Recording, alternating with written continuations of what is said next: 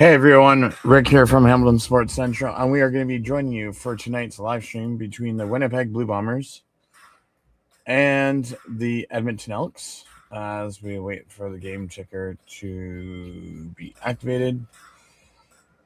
Game tracker, sorry. So before we get started, I just want to bring this over here.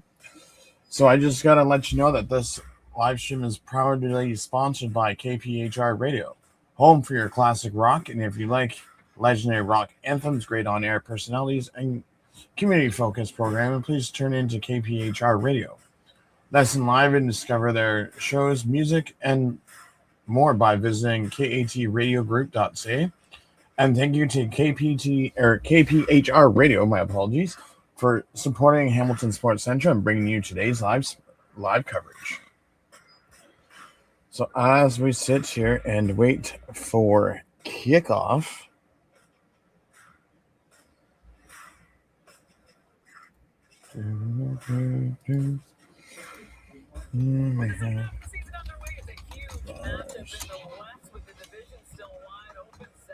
that is right. See if Zach plays a full game tonight or not.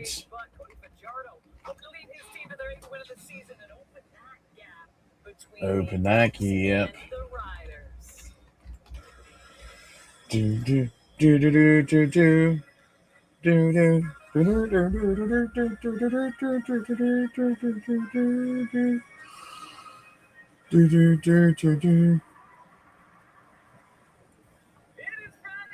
Friday night football tonight.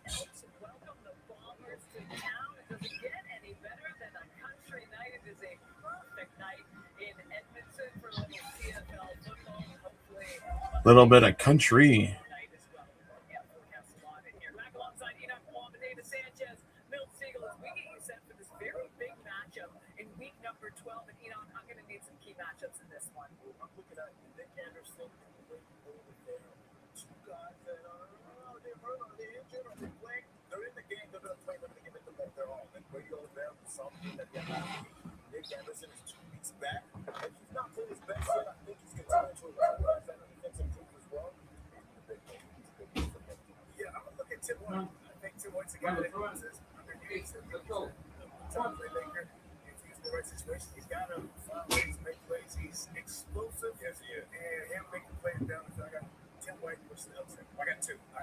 Ooh, Tim White against the Elks. Okay.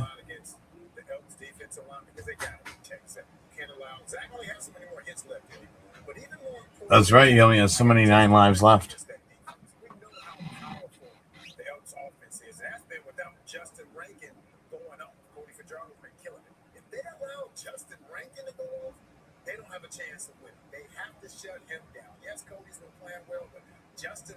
I don't know about that, Mel. He hasn't scored many touchdowns. Justin Rankin's over-under is at 72.5 yards, and anytime touchdown at minus 170. Elks, our spread is 4.5.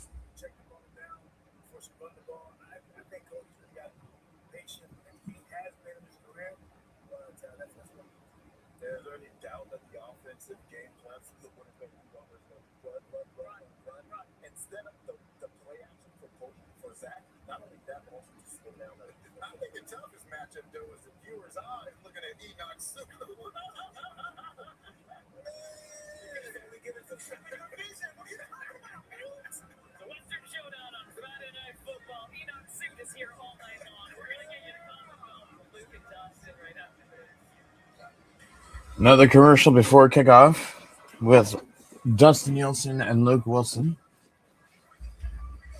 as it's at Commonwealth in Edmonton, as Bombers are the away team.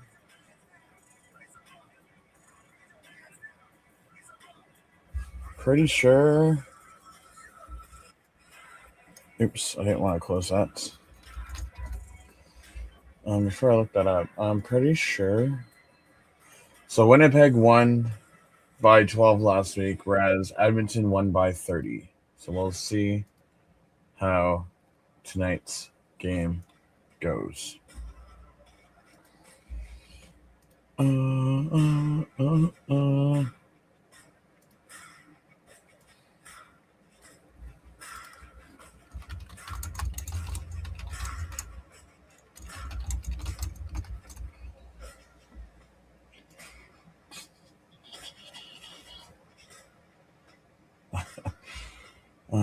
40, 140 by.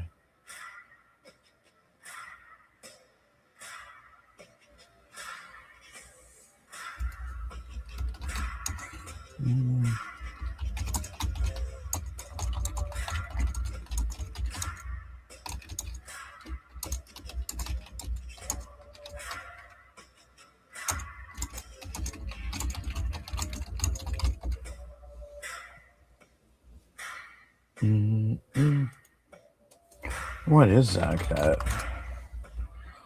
Is that Clara's? Oh.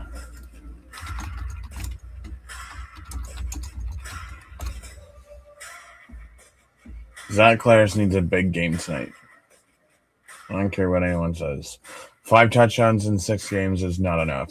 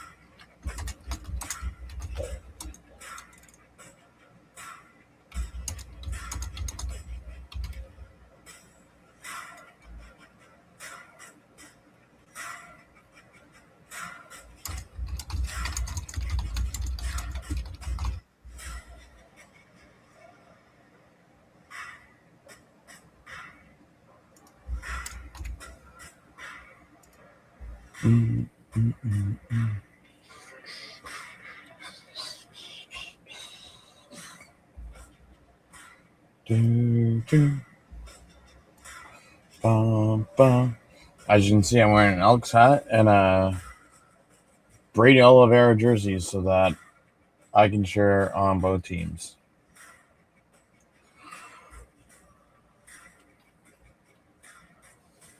Because we are ultimately wanting. To me, it doesn't matter which team wins, as long as we close this gap right here. If Winnipeg wins, then that's 12. Then these two will have to battle for crossover. Paula Soloducia, Prince Albert. 1 person returns a kickoff, you get groceries for a year. 2, you get $1 million.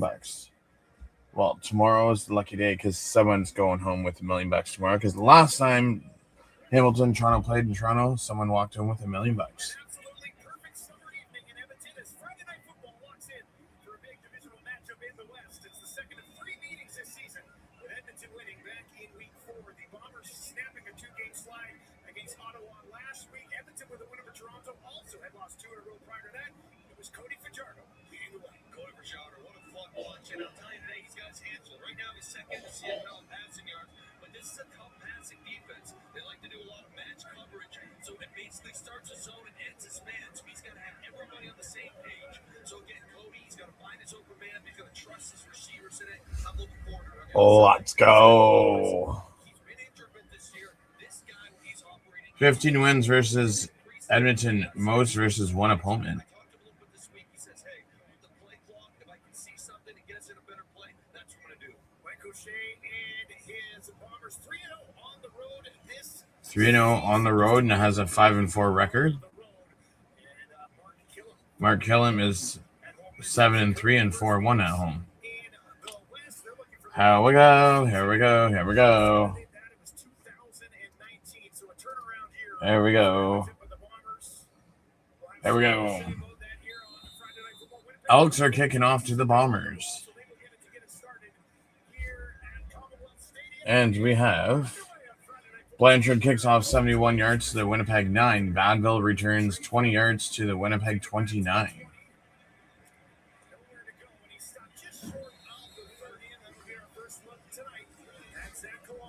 Hopefully, there's a good crowd in Edmonton tonight. They've been really turning things around, and they've been getting a lot of fans at their games. It's tough playing this position when you're out for a little bit. I'm expecting big things out of Zach today. I think he's got a great feel for what this defense does. Now, the big thing is going to be, can they protect him up front? Because he's going against an extremely talented defensive line. He was sacked 4 times last week, was 21 of 31 for 2. Zach Clares passes to Ontario Wilson for 9 yards to Winnipeg 38. Jackson with the tackle.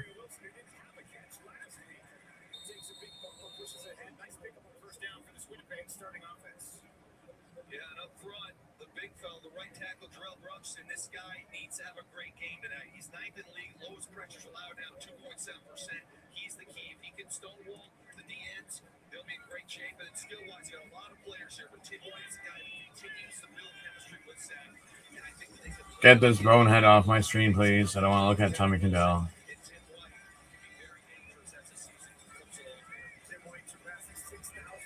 Brady Oliveira rushes for 2 yards to the Winnipeg 40. DeBlanco with the tackle, and it's a first down, Bombers.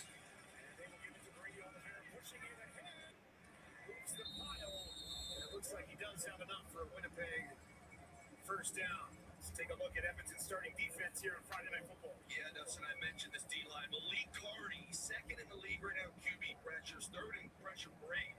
This guy does everything, and look for him to actually drop back on 2nd down for the linebacker position. DeBlanco, the will linebacker, they like to play 2-man coverage. You'll hear me say that. He's going to be a deep guy, so obviously they trust him back there. And J.J. Ross coming off his first multi-hit game last week. See if he can keep that going for the Elks today. 3 interceptions on the season for Ross. Colares looking to throw. Way down the field for Dembski. He's got it inside the 50. Colares pass to Dembski for 21 yards to Edmonton 49. Williams with the tackle. It's a first down, Bombers. So you're going to see him here. He's kind of trailing. So, and as Dembski rolls here, this is called a quarter route, but watch how it ends up flattening. So he starts high, and then the separation comes. They tell quarterbacks you can throw him flat. That's that veteran chemistry right there. I'm going to stay high, even though it's not a ton of separation to break. Zach sees it. He knows it's a silent. Dembski runs right under it. 21 yards to Dembski there. 1st and 10 now for Winnipeg. A nice start from the Edmonton. Colares passes to Wilson for 6 yards to Edmonton 43. DeBlanco with the tackle. 2nd and 4. Early in this one. I don't want to say, there was a person around here, Dustin, that said, I got a feeling that Winnipeg's going to have a great night tonight. Just watching the film, talking to Isidore, how's it going? How's your evening going?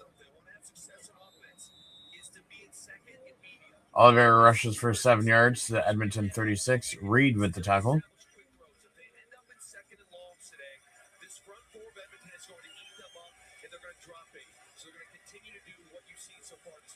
a 2nd and 4 here. Brady Oliveira right up the middle. He's got another first down. And Brady Oliveira for the last 3 weeks really starting to turn things up a notch. And a good start here for him tonight. Yeah, you see Dembski, see Neal, and the linemen are coming out of here. I mean, Brian's climbing. Again, this is a statement moment for Winnipeg. Will they make it? We'll see. But if they can come into a tough building, and there's a nice crowd here, and it is loud tonight, and find a way to get one, it'll certainly send ripples through the league. They work from the 36. Colares pressure in his face. Dumps it off. Down inside the 30. And that one into the hands of the... Clarence passes to Cobb for 8 yards to Edmonton 28. Garns with the tackle. 2nd and 2. Well, it's good that your night's going good so far.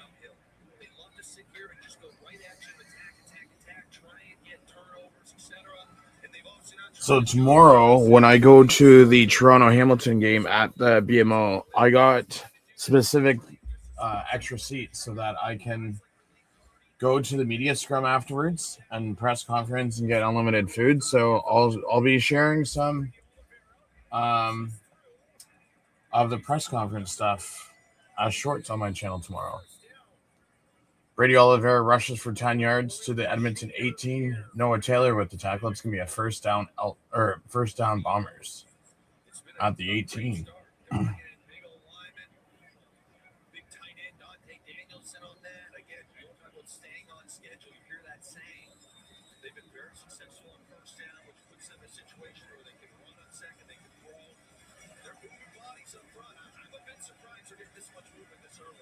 Lars is 4-4 for 44 yards to start the game.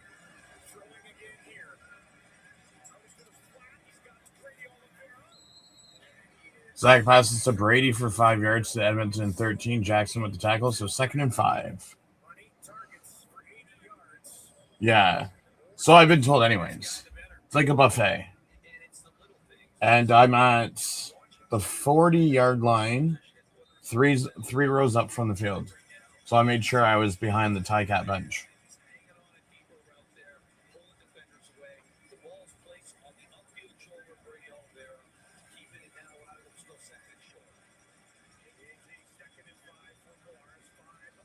Zach Clares passes to Oliveira for 6 yards. Ross with the tackle to the Edmonton 7. It's a first down, Bombers.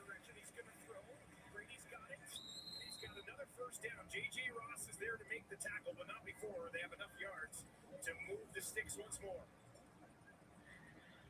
You're going to see Brady here coming out of the backfield. I call it a witch route, wide hits. You're going to see him here. He's going to come out of the backfield. We kind of have that very loopy release in the corner. So I'll definitely show the buffet. Put it on Brady. Got a fresh set of downs here. Who's not shy? Inside the red zone this season, Winnipeg operating at a 50% clip. This will be first and goal from the Edmonton 7. Morris to his left. Oh. Clares throws incomplete to Tim White. To find a little bit of space to make that throw. Since you've seen one of what? Hamilton Toronto teams? Not fooled whatsoever. You watch the top of your screen here. Taylor does not bite on the run fake at all. Does a nice job as a finish, but clearly blows up the play. I think if you're a Winnipeg fan right now, you're watching, you feel you got to score here. You've settled for field goals too many times down here. Even if you get a few yards, it might be already. 2nd and goal from the Edmonton 7. Time to go for this and stay on the attack. Really want to finish a drive like this with a major. That's what we'll look to do here. Boros. Corner again. Throws incomplete. So 3rd down, 7:52 left in the first quarter at 3rd and goal at the 7.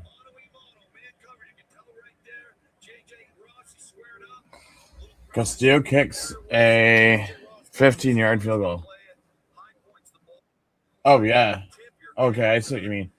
Yeah, I'll definitely take photos tomorrow.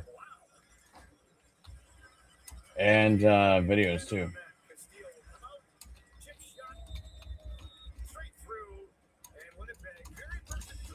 And I'll even take videos of warm-ups so that people can see where I'll be sitting. Salad, rivers of dressing. Depends on the dressing. See, I'm more of an Italian dressing type person.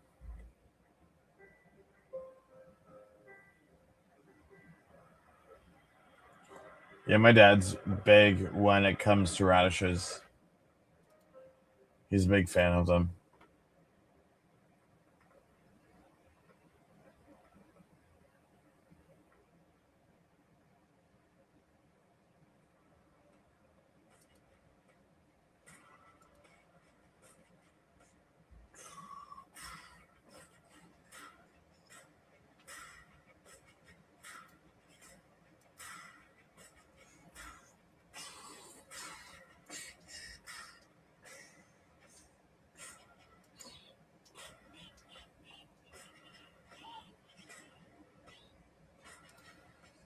So I love the meat on the bones of the productions.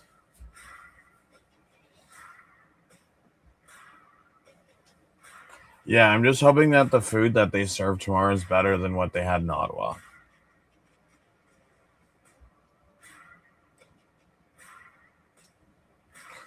That's why Rich was like, yeah, don't eat before you come. I'm like, okay, I won't eat before I come.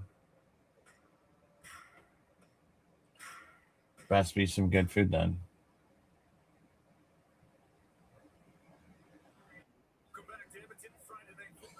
Oh, we got Caleros on their 40 because they kicked a field goal.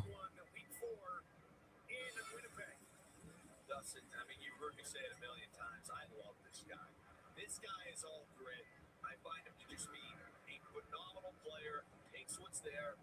Completion percentage is always through the roof. He generally protects the ball. And they're humming right now. Hand it off. Rankin pushing it ahead. He'll be wrapped up. He's a big horn, obviously. Rankin rushes for 4 yards to Edmonton 44. Kyrie Wilson with the tackle. That's all good content for production value. Let's talk about it at the end of the year. Yes, we will.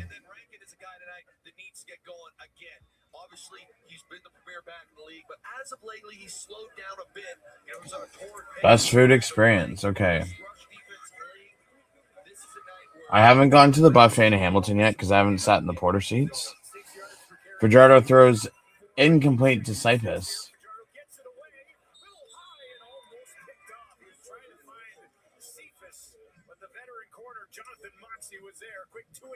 I thought my guy Cody was about to jam me here. I just said he takes care of the ball. This one got away from him a little bit.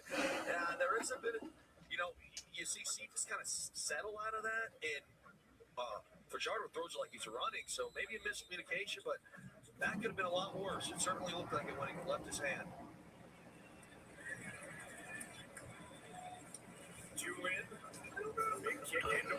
Julian punts 41 yards to the Winnipeg 15. Vanderbilt returns 16 yards to the Winnipeg 31.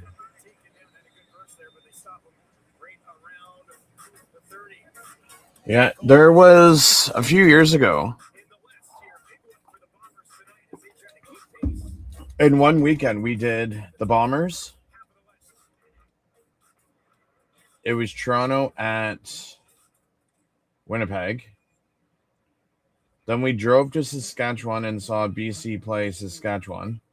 Then we drove back to our Airbnb in Winnipeg and saw Minnesota Wild play the Winnipeg Jets in a weekend. That was with all one weekend.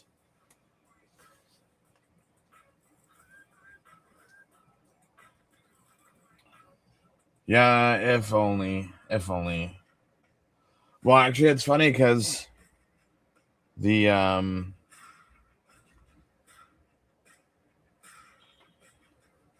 depending on where the Yates Cup is, the radio station that's sponsoring it, the channel, they're possibly getting me media credentials for the Yates Cup, which is like all like the university championship for Ontario, which is, if I look at my stream schedule, that is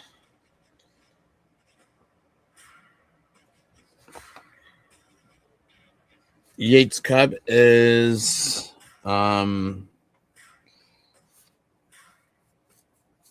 West and East final weekend. So depending on where it is, Yates Cup. So how do I put this? The Ontario like university. Oh yeah, football. So it's the championship of the Ontario Football League. No, that's not what I want. So that's what they call it. Caleres passes to Dembski for 13 yards to the Winnipeg 44. DeBlanco with the tackle. So think of it this way. The East, think of the CFL as two leagues. You have the East and you have the West. So the two teams in the East that battle each other for the championship is basically the Yates Cup of the OUA. It's actually it's College Football Ontario. So all the teams in Ontario, whoever is the final two teams at the end of the season, play each other. No, sorry, I take that back because you have what semifinals.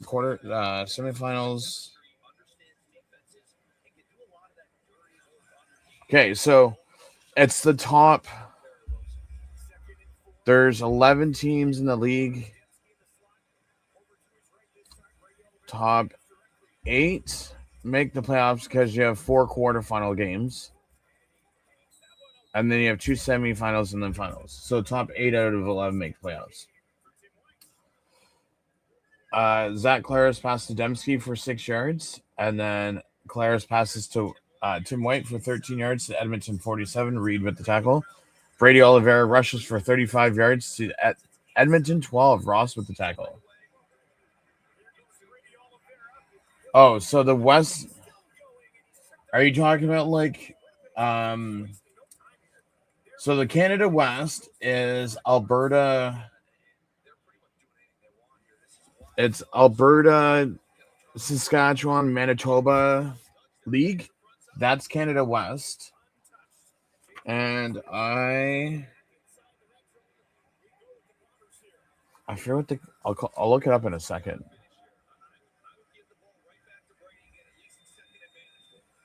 Zach Claris passes to Tommy Neal for 7 yards to Edmonton 5-yard line. Williams with the tackle.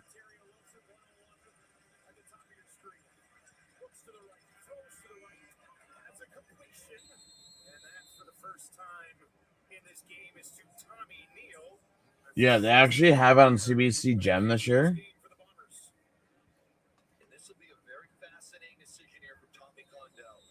Get this fool off my screen. I don't like him. Claris passes to Dembski on 2nd and 3. And it's 3rd and 3.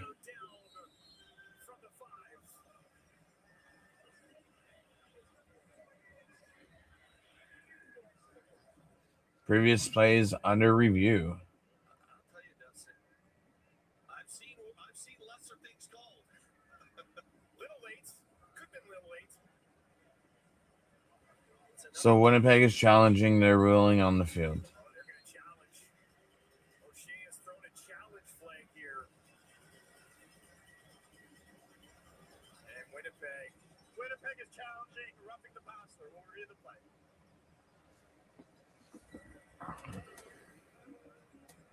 Well, this will be an interesting conversation. They would be looking solely at if it was late or not. So there's in the youth sports, there's 4 leagues. There's Canada West, OUA, RESQ, which is Quebec, and then the Atlantic University League, which is east of Quebec. So it's like New Brunswick, Nova Scotia, over in that area. To me, it looks like he could have easily peeled off and not hit him. And I don't know, for the replay centers, gonna feel that, but I think it's too gray. No roughing the passer, so he loses a timeout and his challenge. I think you let it ride. You saw Zach look for the flag right away, didn't get it. O'Shea challenges it. Here's the ruling. After review, the ruling on the field stands. Winnipeg will be charged a timeout. So it'll be 3rd down here. And the offense will stay on the field. 3rd and Ooh, Zach Claris to Dembski, turnover on downs. They need 3 yards to keep this drive going. Claris will have White. Big play. 3rd and short, 15 for 16. It's going to be empty for Claris. Looks to the right. Throws to the right. Incomplete. Was trying to find Dembski. Therese Reed was there in coverage. And the Bombers come up empty again. In 3rd down here, Claris looking for his favorite targets. Dembski couldn't find it.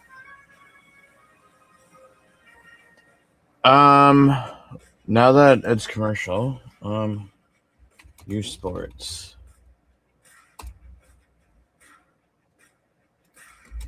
Football. Okay, so we have. So this is the Atlantic. So you have 4 universities in the Atlantic. No, all 3 Nova Scotia, 1 New Brunswick.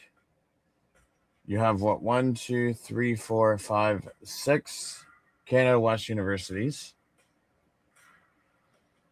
You have 1, 2, 3, 4, 5, 6, 7, 8, 9, 10, 11 in Ontario. And then you have 1, 2, 3, 4, 5, 6 in Quebec.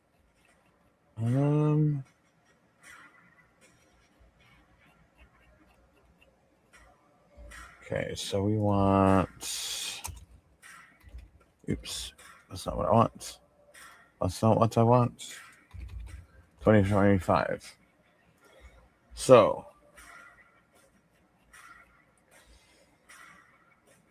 Atlantic. So, Atlantic is the Lonely Bowl. Canada West is called the Hardy Cup. Yates Cup, the all of Ontario is the Yates Cup. And then, obviously, the Quebec one is Jacques Descent Cup. We're actually trying to get Tim White the ball, so we're going to motion him over here. He's going to run a flat route, and the key is Nick Dembski is trying to pick his man. Like Hamilton, I know there's McMaster. I don't think.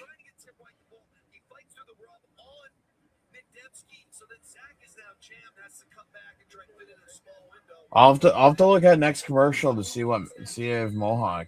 I don't think Mohawk has a team, a football team, anyways.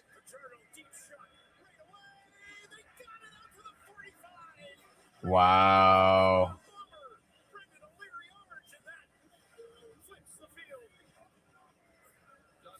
Fajardo passed Brennan Orange for 41 yards to the Edmonton 41. Kelly with the first down. Or Kelly with the tackle.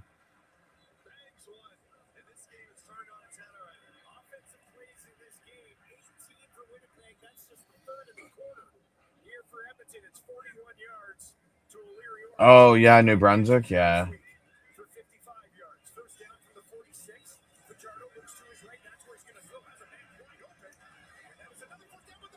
Oh. Edmonton player fumbled it. Winnipeg recovered it.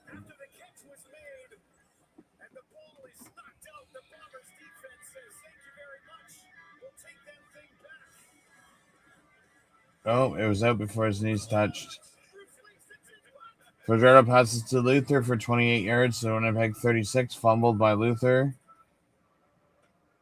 Recovered by Jones, and Jones returned it for 0 yards to Winnipeg 36. I know we have Hamilton Hurricanes, which is like Hurricanes CJFL. I know we have the Canadian Junior Hockey League.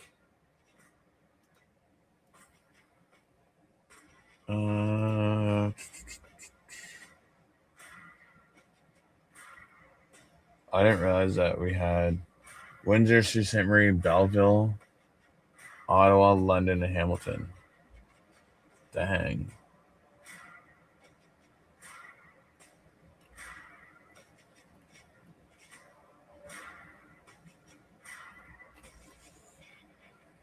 When does that start up?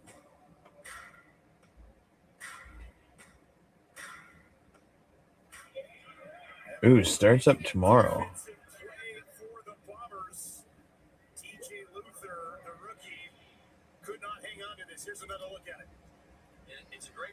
Game schedule.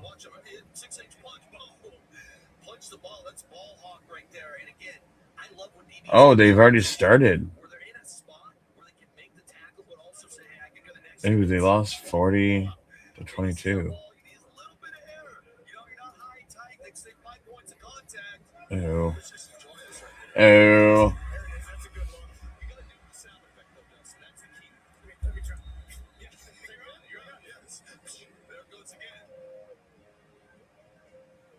Kelly in on it as well. Then it was Tony Jones who ran in and scooped it up. That's his second fumble recovery of this season. And an Edmonton defense, it's already been on the field for 10.5 minutes in the first quarter. Has to go back out there right away. Yeah, and you're going to see, obviously, as this game progresses, if it wears them down, eventually in the fourth quarter. They've danced quite a bit, but they have not broke just yet. Little miscommunication there, but Zach dives up, tucks that into the belly of Brady Oliveira, and they get 5 yards out of it. Brady rushes for 5 yards to Winnipeg 41. Reed with the tackle. Some athletic plates to hand the ball. A little pirouette action.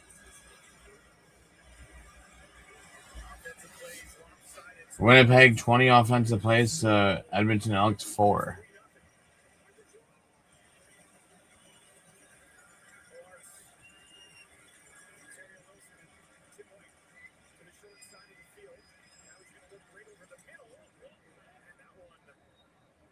Tim White, he's able to hang on in some traffic, and that's a first down for Winnipeg. Collaros passes to Tim White for 14 yards to Winnipeg 55. Reed with the tackle. See the speed, and then watch. Boom, sit it down. And Zach finds that's a tight window. And again, this defense, they're not going to give you much. So, tight window. Speed into it. Nice execution by Winnipeg. Better quarterback with some zip on that one. First and 10. Zach Collaros passes to Ontario Wilson for 14 yards to Winnipeg or Edmonton 41. Anderson with the tackle for a first down.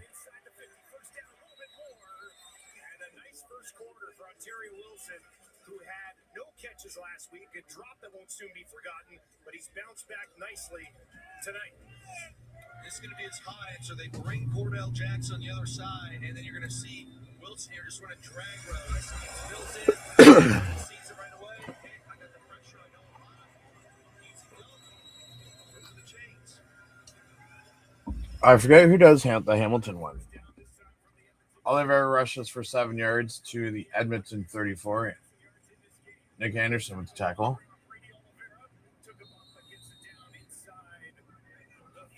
Yeah, it's weird of how, especially if they have to drive like 6 hours.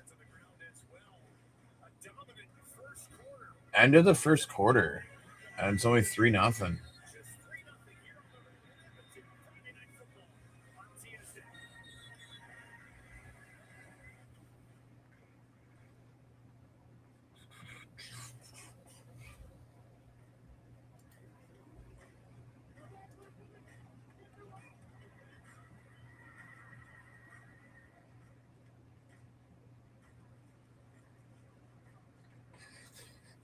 Five, 6, 7, 8. So they must play everyone twice. Except for the Sault Ste. Marie Chargers.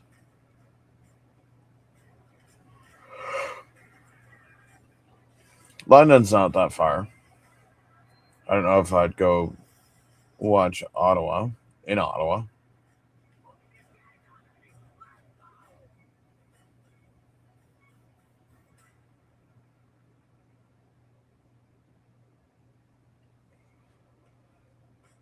That lakehead is so remote. Which lakehead? I'm lost.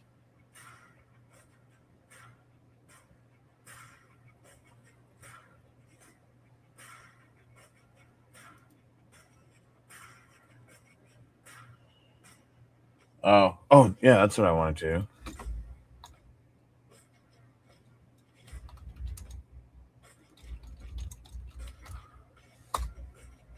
Mohawk Sports. Let's see what they have.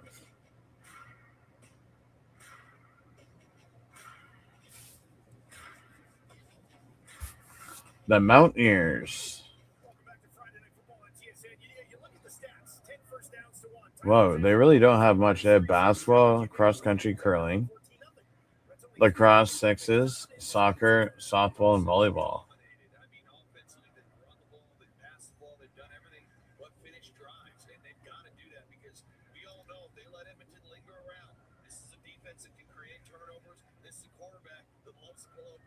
So as much as we're not that close to the end of the game, this is a drive right here. You got to finish it because you just feel like this Edmonton team will find a way if you let them linger around. Cody Fajardo has attempted 3 passes in this game. Zach has already thrown the ball 16 times This ain't ready to Thunder Bay. Yeah. in the first quarter, and they're putting together another drive right here as we pick things up in the second quarter. 2nd and 3 on the Edmonton 34. Brady Oliveira standing behind his quarterback. 6 on that offensive line. They'll hand it off. Oliveira pushes straight through. Another first down for Winnipeg. Their 11th on the ball game. Those who watch this, watch the big tight end here come back and wham a defensive tackle. Here we go. Got him. And it's not much, but that's all it's going to take. And they're doing a really nice job. Dante Daniels had in there. They actually have. Brady Oliveira rushes for 4 yards to the Edmonton 30. DeBlanco with the tackle. And then Zach Claris throws to Tim White for a 30-yard touchdown. Touchdown. Bombers scored a touchdown. Brady Oliveira already at 70 yards as well. Claris looking towards the end zone. Tim White got it. Touchdown Winnipeg. And this time they will not be denied. Tim White's got his 5th of the season. It's a 30-yard strike. Thus, we talked about finishing drives. That's one way to finish a drive right now. Just go right over the top. Zach sees it right away. Great protection. Tim White's making that one every time. I got a lot of thoughts right now, big picture thoughts, and I'll keep to myself. But if you're a Bombers fan, White. my goodness, should you have a smile on your face right now? Points off and turnover as well for Winnipeg, which is big because they don't have many of them this year. Just 19 points off turnovers this year for the Bombers. Edmonton on the other side that has 103. So Save. they managed to capitalize after the There we go. fumble. And Tim I think a hockey academy or 2 or 3 would thrive up in a small Canada town. Why not football? So as we look at this here, you're going to see Actually, high read. So that's what's the New York Islanders just invested a bunch of money into the double rinks in Flamborough because that's where their practice facility is going to be.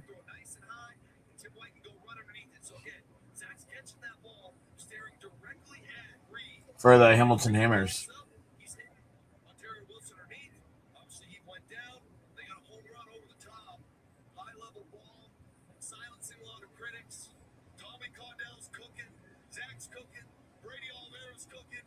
They're getting whatever they want offensively. Winnipeg's cooking. And this is the best defense in the league. Well, Therese Reed played in just his 2nd game. As a better quarterback, I might be picking on a guy right now. Michael Chase cooking. Look at jogging on the side. And you say,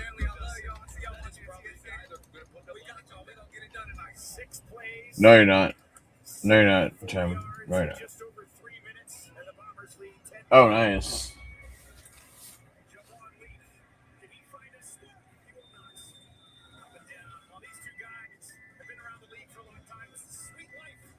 Zach and Cody, they were teammates together in 2019 with the Riders. Zach ends up in Winnipeg.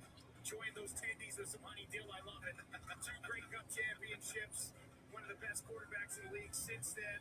Won his first 9 career matchups versus Cody, including the playoffs. You're like, Cody's never going to get this guy. And then he did on the biggest stage, defeating Zach in the 2023 Grey Cup, and Cody was named the MVP. That was a fun graphic. I really enjoyed that. Handed off to Rankin. He gets popped Rankin rushes for 4 yards to Edmonton 20. Smith with the tackle. after they hit by Tony Jones. Islanders are looking like they want to do it the right way. Well, because the arena's run by a different organization, different GM. They brought in someone to do very well for the AHL GM. Then a new coaching staff down in the minors. See if they can put something together here. It's a 2nd and 6. From the Edmonton 20. Bombers just sent 3. Fajardo's got time. He's going way down the field again. Julian Grant broken up. Major Williams with a big-time play in a one-on-one. Fajardo passes incomplete to Julian Grant. And the Bombers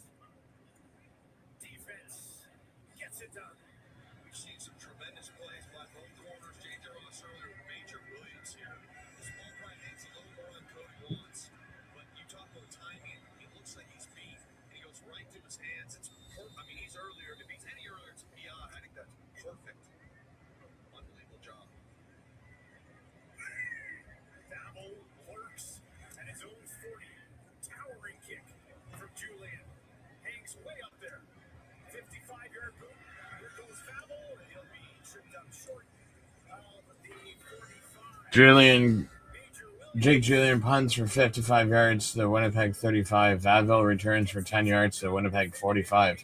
Pace with the tackle. It's not looking good for the Elks tonight.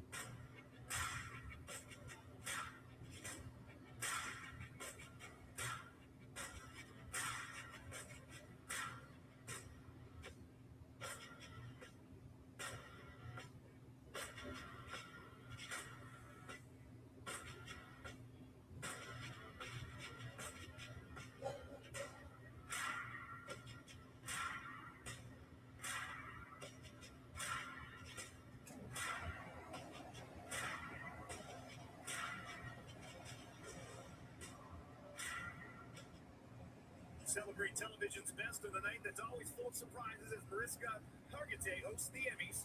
Live Monday, September 14th on CTV. And Which one they all fall over? Yeah, that's true. big fancy show, man. You think they have some pretty epic parties after those? I would say this. If they don't, it's a huge waste of time. The Emmy post party's got to be incredible. Yeah. Don't like our chances of ever being there. I'm with you on that. Winnipeg has the ball again. First and 10. On their own 45. Course. Dempsey. He's down. Edmonton territory. Breaks the tackle and takes it inside the 40.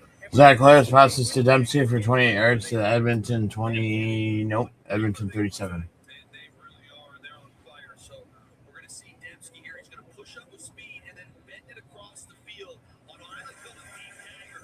What you're seeing here, it's a speed cut. And the key here is when he's running vertical, he's going so fast that he's able to turn guards his hips the other way. And as soon as he sees that ball, pull the ground, roll out, and ball's out on time. Brady Oliveira rushes for 10 yards to the Edmonton 27. Jackson with the tackle. 68 yards. This time on the ground. Brady Oliveira. And he just rumbles right through the defense. And he's got another first down for the Bombers. Dustin, this is what I call bully ball. This is bully ball. Okay, yeah, we're hitting passes. We'll also run right down your teeth. Okay, you got Dempsey, you got a baked on Terry Wilson. Dempsey's in there blocking. You see Neal on your screen going after Reed. And look at Gabe Wallace walking boys off the line of scrimmage. The whole offensive line right now, from my vantage point, it's just beating up this incredible D line. It's something to see. First down to this game, 14-1 in favor of Winnipeg. Brady Oliveira's out. 10 yards for rush attempts. This time they're going to throw. Colares pressure up the middle, trying to get away. And flips it. Claris passes to Neal for 6 yards to the Edmonton 21. They say he's cooking too, right? He is, but I'll tell you what scares me. First off, it's a great off-schedule play here, and I think it's actually good protection. It just was a breakdown. You see, it's not like he's rushed right away. But the end of this thing, and maybe I'm wrong here, but Tommy Neal, it looks like he's going to reach the ball out. Zach Claris to Tommy Neal for 4 yards to Edmonton 17. Williams with the tackle. Throwing again. And this one will be marked just 3rd and inches. right back to Neal. And that'll be a 3rd and short. 3rd and inches. Bryce Perkins time. And they're speeding up. They're speeding up. I mean, I'm having a hard time saying anything. They're speeding up so fast. They're wearing this defense down. That was cover 0 right there for second and medium, which is their number one coverage on those kind of second and, again, intermediate plays. And Zach got the ball on his way. Now we got, looks like, Virginia 3rd and inches. Perkins into the game. Doesn't need much. Looked like he might have bobbled it. Did he reach coloring before Edmonton could hop on it. And this is a disgrace if that happened. It's a disgrace. It looks I can't sloppy. fathom.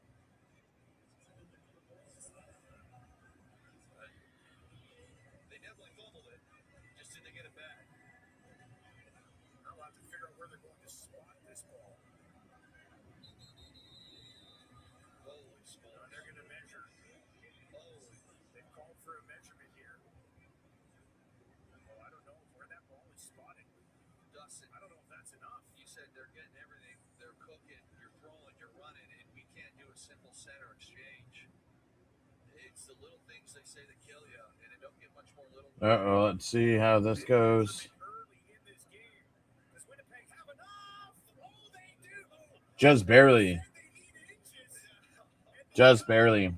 By inches. Wow, what a fortunate bounce. What a fortunate bounce there. Holy. He's never got it clean. That scares you right there if you're an OC. That again, something you're pretty good at. Third trip to the red zone today for Winnipeg. They lead 10-0. A statement half from the visitors so far here. Brady rushes for 5 yards to Edmonton 12. A little bit of a draw. Oliveira hangs on to the ball. He's wrapped up this time. And Brady Oliveira closing in on a 100-yard first half here. Isidore, what team do you normally cheer for in the CFL? I can't remember. As of this moment, he does lead the league in rushing yards. I like it when it's going secondary because he's rumbling around there just looking to run people over. It's really a football.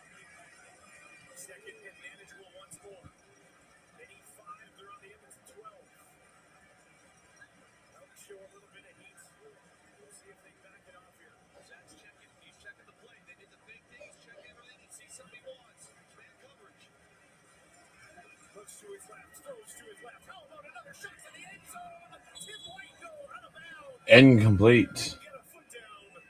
And that'll bring up third down again. And this time it'll be Sergio Castillo onto the field. So you watch Zach here. They did a little fake, kind of waggle, and now he's bringing guys in because they showed pressure. And they will be too. It looked like man coverage, but Edmonton actually drops out of this thing to play zone. And Castillo kicks a 20. Lions and Stamps, eh? It's a great job by Edmonton in their disguise there. He still has an answer. It's a tremendous throw, and you're looking about 1 foot out of bounds. Sergio Castillo. Castillo. Perfect again. I guess that makes next week interesting as Hamilton plays Calgary in Calgary. Friday night football on the road here in Edmonton. When is that next week? Saturday afternoon. Ooh, I'm gonna miss that one. I have to do that on the Sunday because I'll be doing Mac's home game that day.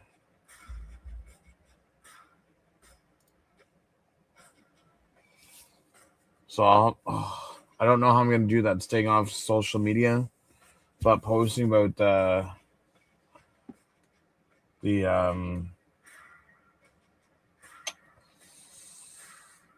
McMaster game.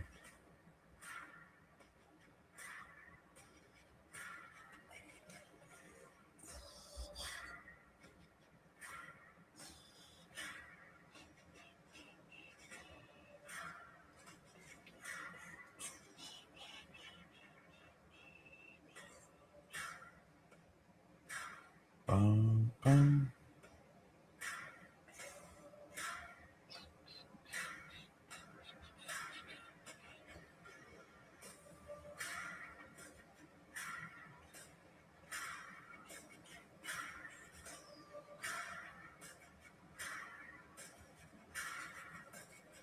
Man, I was watching some highlights earlier today. I still miss Levi Metro right now.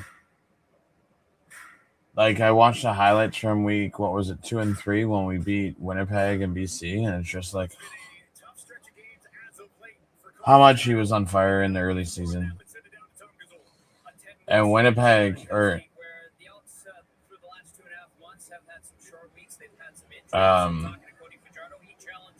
group to get to 8-3 and earn that bye week before a couple of huge games against the Stampeders. Obviously, the Labor Day game is going to be a part of that. And then talking to Jordan Maximic, he says this group has done a good job of They stood at their 40 because Winnipeg kicked a field goal. done a good job as well of emptying the tank heading into the bye week.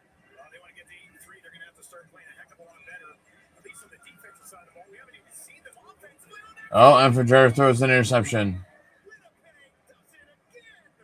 My goodness, that time it's Moxie, his first interception of the year, and things go from bad to worse for the Elks. Dustin, Winnipeg loves to play match coverage, and we talked to Cody beforehand. He said what Winnipeg does, they're able to pick up, they can route read Anderson concepts, and as the year goes on, they have more film to watch, so that match gets even better. Look at Moxie, he runs route for him. Boom. He broke in this route before Magden. Like, you got to be kidding me right now. That is a tremendous play, but to me, that comes from film prep. That comes from studying. There's crow to eat tonight if the Blue Bombers stomp the Elks. I know Carter won't let me hear the end of it. He's going to prove it. Tommy Kendall's off isn't too bad. Oliveira rushes for 9 yards to the Edmonton 49. 2nd and 1. I mean, Moxie here, I'm going to circle. So here he is. Watch him break before Austin Mack does. Bam, so he sees the tight end go. He knows, I've seen this concept before. Matt, I'm telling you, you see that film, you prep it, you got to get Mind you, I don't care who wins this because then it makes it, 4 points higher. Oliveira rushes for 4 yards to Edmonton 45. Mayer with the tackle. I think that would mean that Bombers would have 12, and then they'd be ahead of Calgary by 4. Cody has 5 passing attempts and Zach has 21. And again, I'm not trying to be too pro Blue Bombers here, but they've gotten a lot of criticism. And Dustin, I watch a lot of film, and a lot of these losses have been a few plays away, a few things that I felt were very self-inflicted, and when they execute like tonight. Zach Claris throws incomplete to Tommy Neal, broken up by Trey Ford. So the thing is with Winnipeg's team is all of their players are getting older. All of their whole offense line.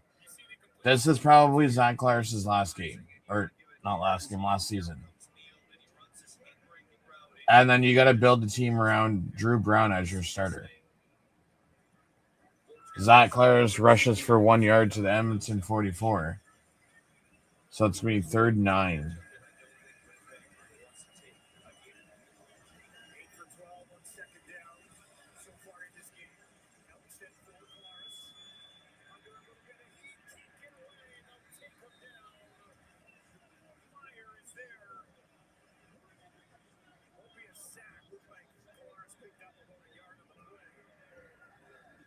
Something to build on as Castillo will come out and kick one beyond 50. And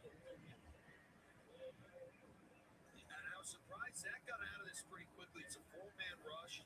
There's a bit of a pocket, but you can see right away wherever you see down the field in like. And Castillo kicks for a 52-yarder.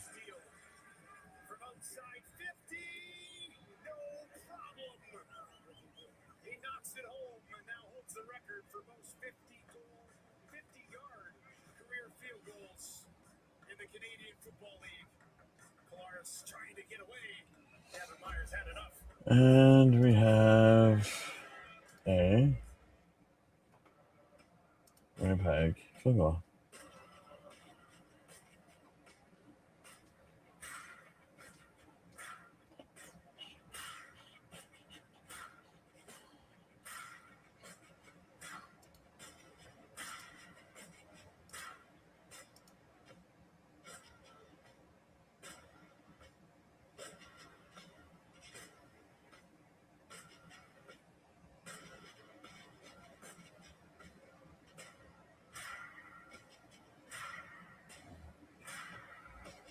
Okay. Bombers 16.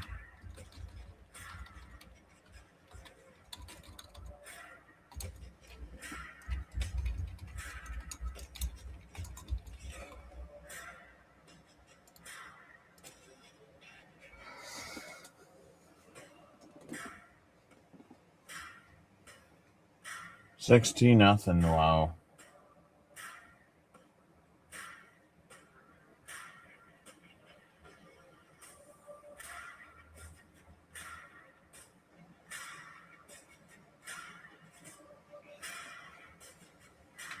Dude. So now Edmonton gets to start off at their 40 again.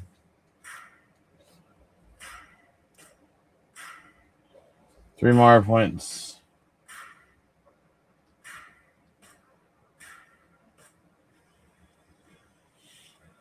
The CFL on TSN is brought to you in part by this school event, an official gaming partner of the CFL.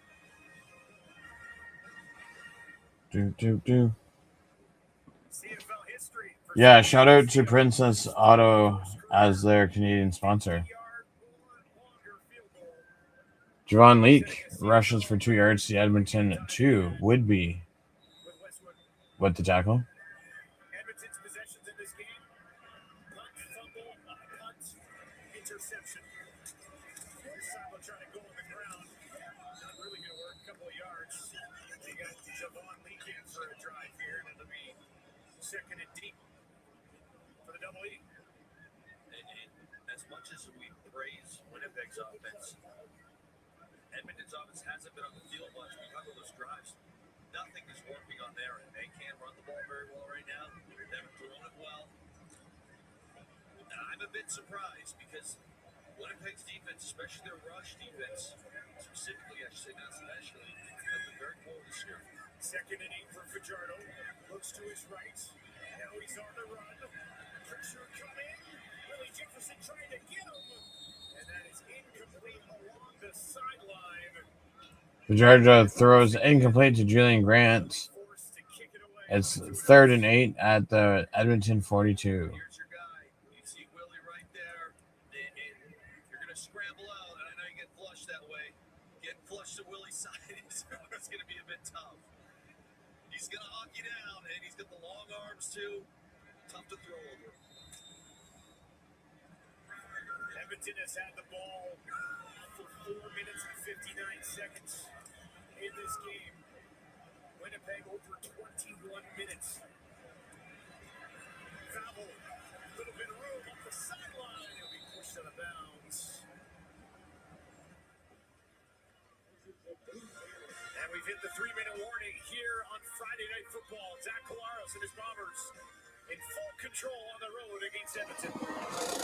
Julian punts 54 yards to Winnipeg 14. Vadville returns it for 22 yards to Winnipeg 36.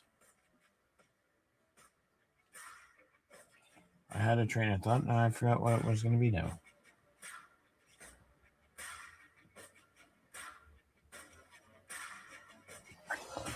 This game's flying by.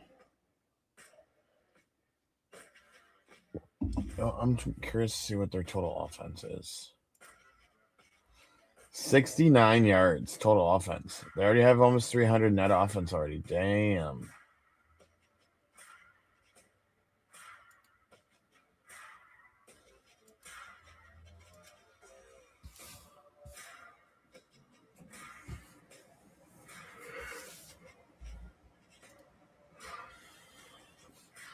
It's not a hell of a whole lot.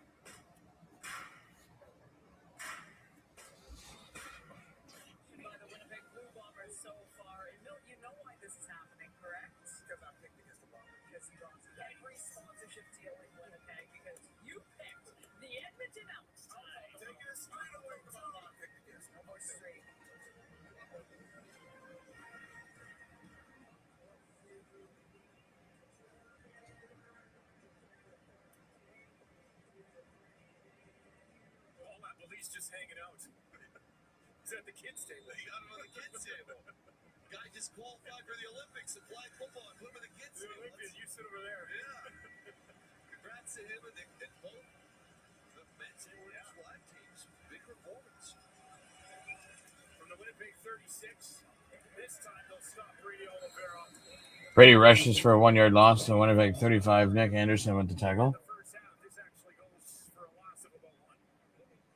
I'm going to get into the stats mode here. And obviously you're in second and long here. Edmonton is very tough on second and long, but if somehow they can find a way to convert this, Justin, trying to get up 3 scores at half would be a dream picture, especially the way Edmonton has their offense run. So big play here. Second and 11. Brady rushes for 9 yards to Winnipeg 44. It's going to be 3rd and 2. Brady Oliveira, look at this, pushing it ahead. And he'll be stopped 2, maybe 3 yards short. And they'll be forced to punt for the first time in this game. But that's put Brady over 100 yards and a half. I thought for a sec they're going to get it. Gutsy play call with a draw on second and long. And again, as dominant as this half has been for Winnipeg, Cody Fajardo and Edmonton's offense can somehow find a way to score a touchdown here. 16-7 would be a dream come true. Came out. Domination, David. This half was over to the right. James at the Sheehan punts 45 yards to Edmonton 21. Leak returns it for 7 yards to Edmonton 28. Old Dutch Foods. You think you've got the leg for it? Old Dutch Foods is giving one fan the chance to win $500,000 of this year's CFL West Final. Visit kicktowincontest.ca to enter. Once again, that is kicktowincontest.ca to enter for a shot at $500,000.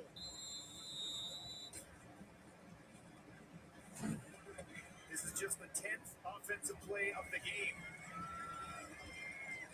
for the Elks. Fajardo will move a couple of options over to his right. Rankin goes down the field. Fajardo wanted it. They'll have to settle for Austin Mack, and that is a rare. Fajardo passes to Mack for 12 yards to Edmonton 40. Williams with the tackle. Tackle finishing drives. Winnipeg has struggled. That's the one thing they've struggled to do. Speed, get out of it. Push both DBs back. Explosiveness. It's teach team. Austin Mack. His first catch of the game. And Fajardo pushes that one ahead. Austin Mack's having a heck of a season. This is a guy that Cody Fajardo wanted here in Edmonton, and he got him. And they have just picked up right where they left off in Montreal. Cody said to us a few weeks ago, Dustin, Fajardo rushes for 4 yards to Edmonton 44. Jones with the tackle. screaming to anyone who would listen in this organization, get this guy in here. And clearly he was right about that. Second and 6 for Fajardo. Ton of time. There's a flag as he throws it deep. Looking for Cephas. Could not get there, and now another flag. Thrown against Jake Kelly. 2 flags on the play. Fajardo running up the field. These are the first penalties of the football game. First penalties of the game. Interesting.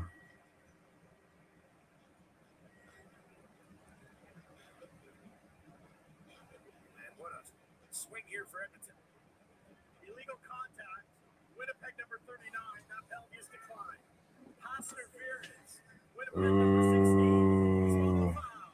Automatic. First down. 51 yards. Fajardo is not hesitating throwing this ball. See, I wish that was the catch because I have Cypress on my fantasy team.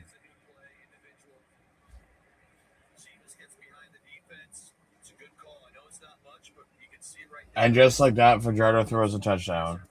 Every day of the week. Touchdown, Elks. And now first and 10 from the Winnipeg 15. Fajardo looking to his right. Austin back to the 5. End zone touchdown, Edmonton.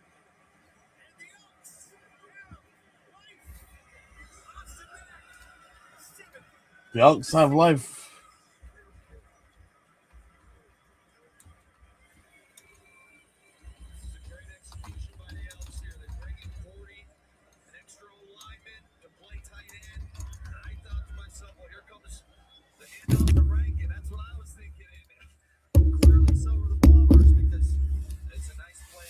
Yes, and turning the momentum into their favor too. And they will go for two. And they failed the 2-point convert. And they failed the 2-point convert. Austin Mack at the bottom of your screen against Moxie.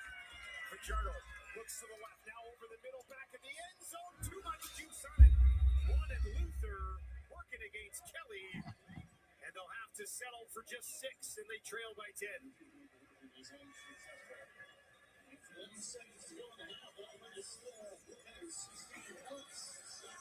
Dustin, this is a really unique play design here for this touchdown to scheme up Austin Mack to get open. If you look at him, I'm going to highlight him right here. So here he is.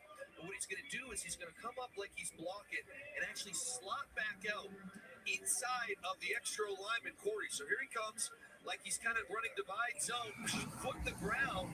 It slots back inside, and you see everybody flowing to the left. And why they're flowing that way is because when you bring these receivers in as part of the run game, and you bring them over, a lot of times you'll go across the formation. So everyone's waiting to see, okay, Rankin's going to pop out the front side. Cody pulls the ball. That's how Austin Mack ends up getting to make a little move here at the 2, but he pretty much was untouched walking in. 4 plays, 82 yards, 51 yards on that penalty. 38 seconds. And now Colares will get the ball with about a minute and a half to work, which is a ton of time with the way they've been moving it so far in this one. Go. It'll be interesting. Possibly something. Blanchard will kick off for 51 yards to the Winnipeg 29. Vadville will return it for 17 to the Winnipeg 46. Mogensen with the tackle. Minute 25 left in the second quarter.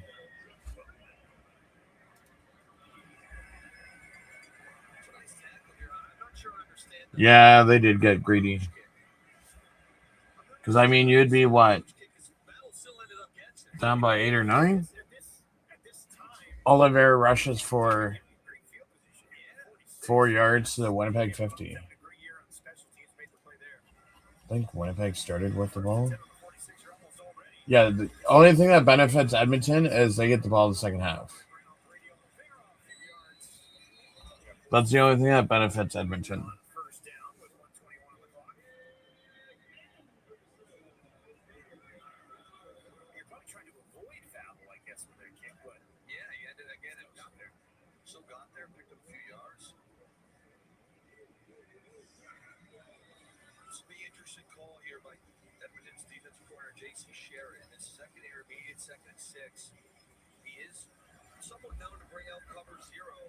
Zach Claris passes incomplete, so it's 2nd and 6, or it'll be third and 6.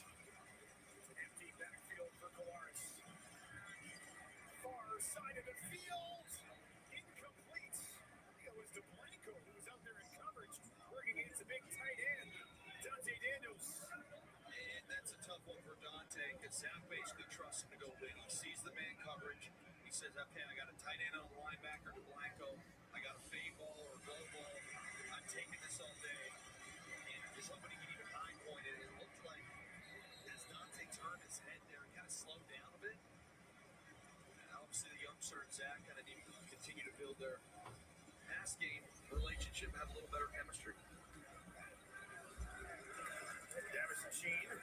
Just got that away. Almost blocked. Well, you got 54 seconds, so hopefully you can do something with 54 seconds. But there's a flag on the field. Sheehan punts 49 yards to Edmonton 11. Leak returns it for 11 yards to Edmonton 22. And Winnipeg gets a penalty for holding. Winnipeg number 42. That penalty be declined. Will decline the penalty. Yeah, that's one where the kick was about to be blocked, and the long snapper LaRue was like, I'm going to take this penalty rather than get it blocked. Blanchard now readies himself. His career long is 57 yards. That was this season. And he made that kick with a lot of room to go. He's got a big leg. Yeah, there's some accuracy issues in his rookie season, but he has locked it in this year. He's 93.5%, 29 of 31, and he's 3 of 4 outside of 50. But Fajardo's got some work to do to get them there. Quickly to his left. Dietrich Nichols with a good tackle as they get it into the hands of Cephas. That's his first catch of the game, goes for just 4 yards.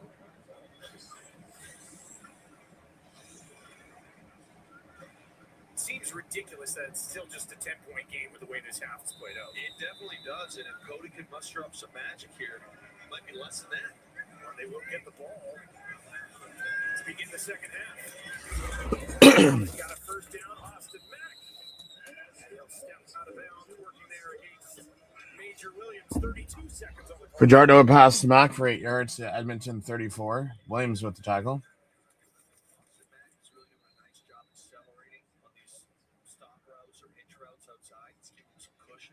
Okay, where's the marker? Winnipeg's 50-yard line. Fajardo rushes for 8 yards to the Winnipeg 42.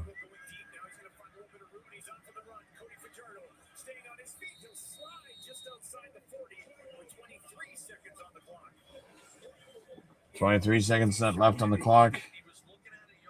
Can he do it?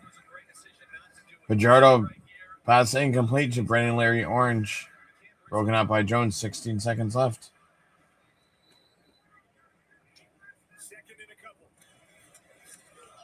And he rushes it and almost throws another interception. He's frustrated. That was right in the hands. Dustin, as great as this half has been for Winnipeg, there's another side of this coin that is missed opportunities.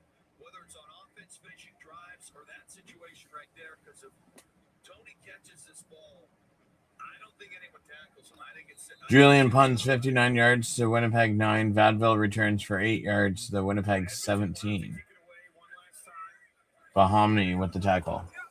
Julian will let it fly from just outside his own 30. Babel, a true game breaker. Can he find one here? He's upended and he's hammered down after a 59-yard punt from Jake Julian. And Winnipeg will have the ball to end the half. They'll have the lead going into the half. And you're going to feel good about it, but you're not going to feel great about it, are you? Yeah, outside of the last, it's called 4 or 5 minutes in the second quarter, it was utter domination. But Edmonton's starting to pick up some momentum, figured a few things out, and they get the ball. And it's halftime.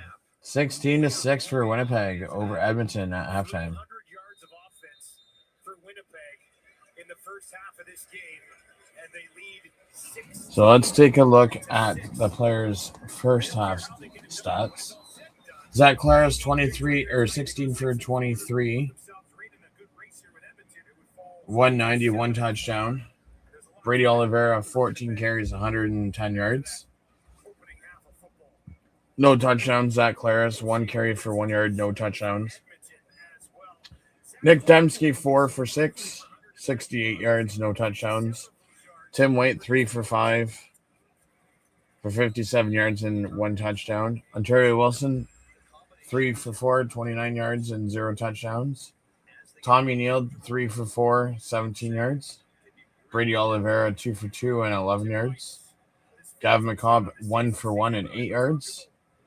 Major Williams leads the defense with 2 defensive tackles. Jonathan Moxley has 1 interception. Also, Fajardo is 6 for 12, 108, 1 touchdown, 1 interception. Cody Fajardo has 2 carries for 12 yards. Rankin has 2 carries for 8 yards. And Javon Leake has 1 carry for 2 yards. Brendan Lear Orange is 1 for 2 for 41 yards. Austin Mack 3 for 4 for 35 yards and a touchdown. TJ Luther 1 for 2 for 28 yards. And Josh Sipus 1 for 2 for 8 yards. DeBlanco leads the defense with 6 defensive tackles, no interceptions, and no sacks. Because we've got ourselves a Friday night football game alongside Enoch Mwamba, David Sanchez, Milt Stiegel, 16-6 at the half. And if you look at the stats, you actually think probably not as big of a lead as you would assume with the way that Winnipeg's playing. It feels like it was complete domination in that first half. Brady's got 110 on the ground already. Tim White's been playing fantastic. Zach's dialed it up. Tommy Condell came in with a phenomenal game plan. But alas, Mill, this is still anyone's ball game. Anyone's ball game. And real quick, I know my people in Winnipeg are mad at me because I picked the Elks. But 99% of the time, I picked the Winnipeg Blue Bombers. There's been numerous times where they lost. There's been 3 times where I didn't pick the Winnipeg Blue Bombers, and they won every single time. So that's why I picked them. Only 3. That's 3. There's 3. I know I'm many, man. Winnipeg means too much to me. But getting back to the game, and Kate mentioned Tommy Condell. I think this is his best game to date as the Winnipeg Blue Bombers offensive coordinator.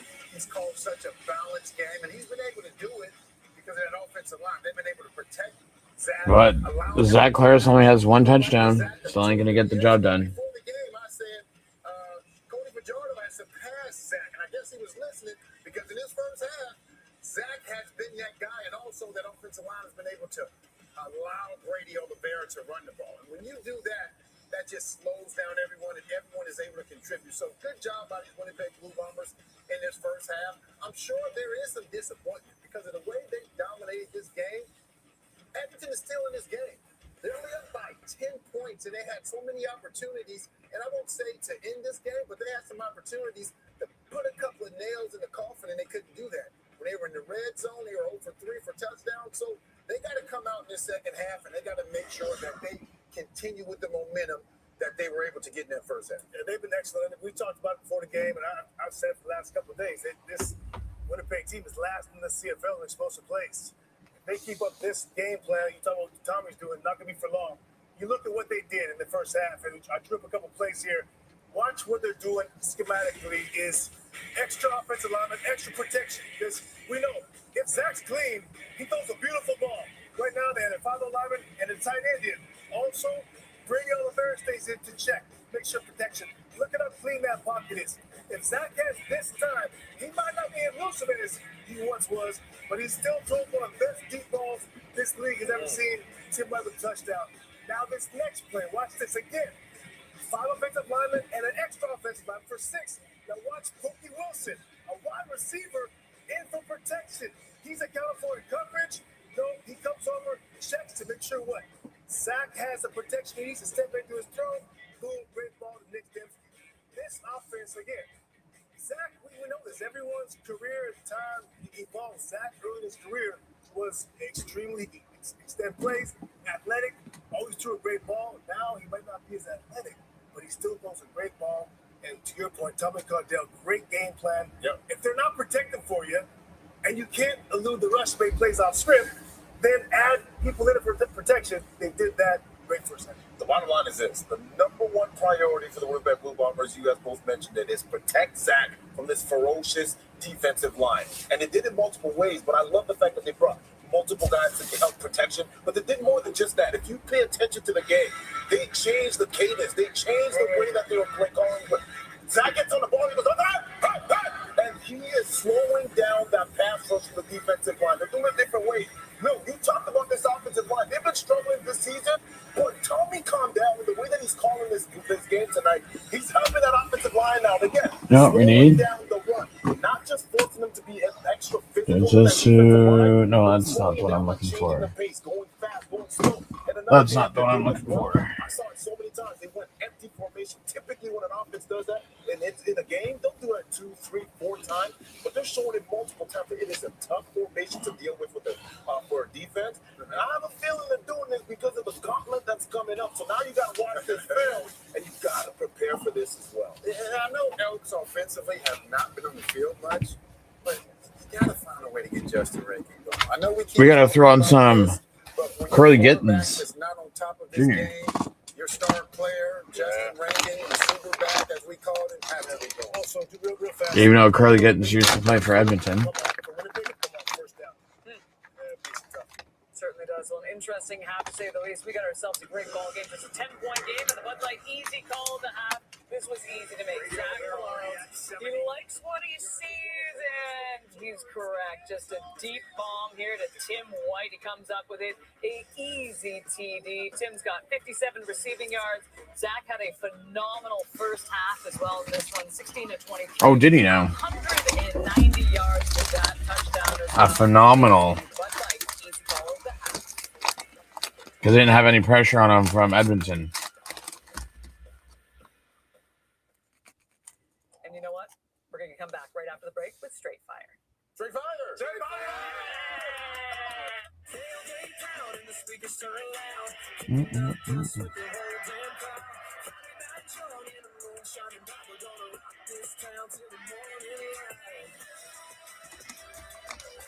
Hey.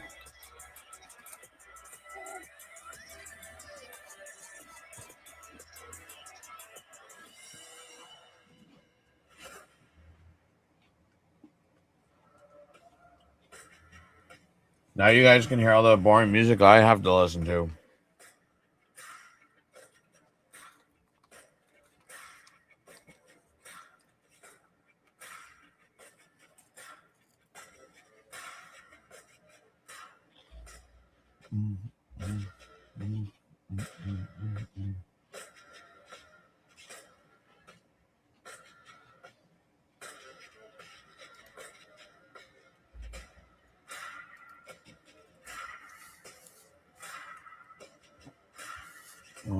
Bum, bum, bum, bum.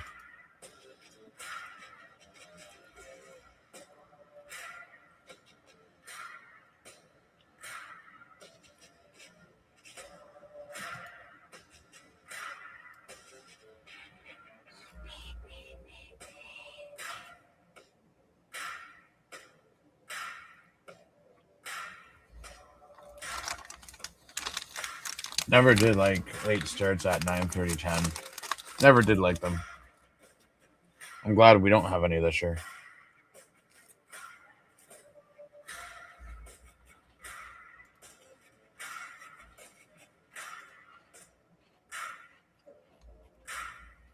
When's our next one that's like that?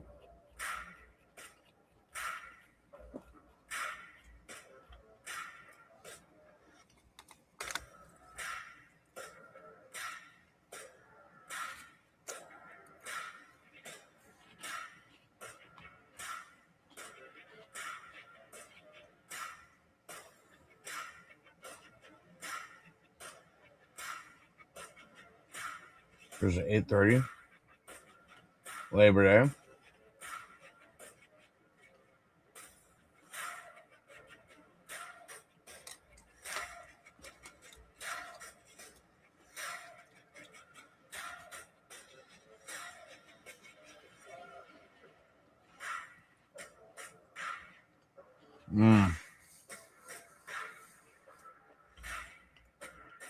The 4 games in 1.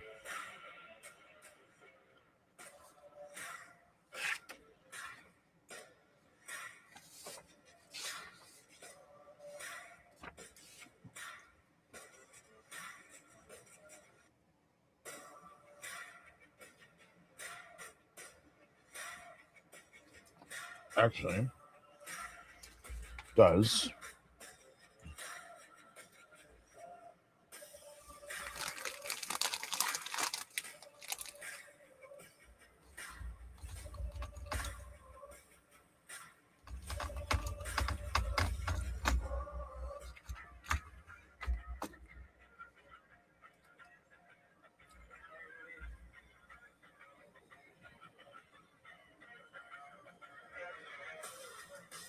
Oh, why does it have to be at 1 o'clock?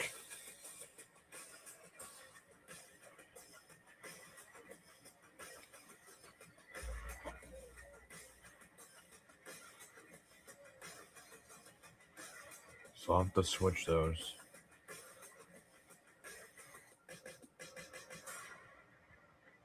Week 12 of the CFL continues on Saturday night. It is the battle of the QEW, the Hamilton Tiger Cats. That's right. The Toronto Argonauts. You can see it 6:30 Eastern, 3:30 Pacific. Tomorrow night. Set to be on site. Come on. Mother Nature. Play nice. And then it all wraps up on Sunday with another Western showdown. The Saskatchewan Roughriders. No more Thursday night football for CFL this year. For Pacific with the latest installment of Coach's Playbook. Here is Paul Appelese. Trey Ford last week put a spectacular drive on fourth quarter, down 6 points, 12 minutes left in the game. He takes his team on a 6-play, 100-yard drive for a touchdown. You're always talking to your players about, hey, we need a drive to win at the end of this game. That's what Trey Ford delivered. Take a look at a couple of these plays. First of all, read that low player, the corner. It's a horizontal stretch on the corner. The corner works out. He has to throw this through the defender, locates the ball for a first down on first down. Love this in this drive. Play action, trying to take a deep shot. The protection breaks down. We've seen this a lot. Escapes, but then finds his check down instead of scrambles. I love this throw by him. And then recognizing coverage. This is a clear out with an out route on the sideline. You have to know who the interceptor is. It's the corner on the outside of the out route. Watch it from this angle. Watch his feet. He pauses to make sure the corner lifts so he can get that throw to Keandre Smith. And again, once again, the hardest part is sometimes throwing through people. Brooks is right there. He throws it through to Wheatfall. Again, this is like the Wheatfall drive, and this is amazing. Running across his body, finds Wheatfall all the way across the field for this diving catch. You don't know how hard this is. Sprinting all the way to your right, not liking the throws to the field, and throwing across his body with a bunch of guys trying to jump up and make a play on him. So outstanding for, this guy's just getting better and better within the system. It's Ford. Steps for him. Now, Toronto's going to counter with Chad Kelly. Frost isn't 100%, and he's playing backup tomorrow. So tomorrow's going to be Ford. Careful about this Hamilton defense and what they've been able to do. Third best, taking the football away. But let me get this straight. We got C&E. So that's carnival rides. That's probably street meat. That's probably mini donuts, fried dough. I'm all in on this game, Kate. That's going to be straight fire. It is the segment you know and love. You send us your highlights. We get to read them live on national TV. Something we like to Straight fire. Straight fire. Kick things off, Milton. All right, let's go to the greatest city in Canada, Winnipeg, that is. And the blue and gold high school showcase. Blake Dagg to Lucas Hyde. He contorts his body. Makes one of the greatest catches, maybe the greatest catch at Princess Auto Stadium ever. And even if it's not the greatest catch, you know what it is? Straight fire! This player, watch this man, Axel Folk, get the 1 foot down. Oh my goodness, that right there. The toe drag, the recognition, understanding where you are on the field, the concentration. If this man does win the game, that right there, ladies and gentlemen, Axel Folk is straight fire! CFL action, Valley Huskers returner. Andrea, deep in his end zone to catch the ball. He's a big boy. 127 yards for a touchdown. CJF, dang. That's a CJFL record for the longest return touchdown of 127 yards. Let's look at it one more time. Look at him. That's a big boy moving. Look at it. That one there. Not radio. There. Oh, look at that. You're not catching me, 18. There. Straight fire! That was nice, Enoch, but this might be nicer. UA Flag World Cup, Montreal Mavericks U18. Emma Martinez with the fake launches into the end zone, finding Dahlia Carter on the great catch, great throw, undeniable chemistry between these two. Just read the highlights when they send them to me. That is straight fire! All right, don't forget to send us your highlights into straightfire at bellmedia.ca. I don't know what you're talking about. I didn't know any of those kids. What are you talking about? All right. All right, great stuff. Well, we got a great football game going on right now in Edmonton. Currently 16-6 for these Winnipeg 10-point lead. Blue Bombers, dominating first Okay, half, Kate, enough talking. Let's get the game on a roll. Second half action right after this. That's right, second half action right after this. Let's go. Come on. Tired of this madness. Tired of this madness. Something that I continue to get better at. Football has motivated me because it challenges me mentally, emotionally, physically. I'm part of something bigger than myself. So I gotta move this one, or I can just move this one to this time slot, this one to this one to this one, and then move this one to the following day. So I know I gotta do the Mac one at 1.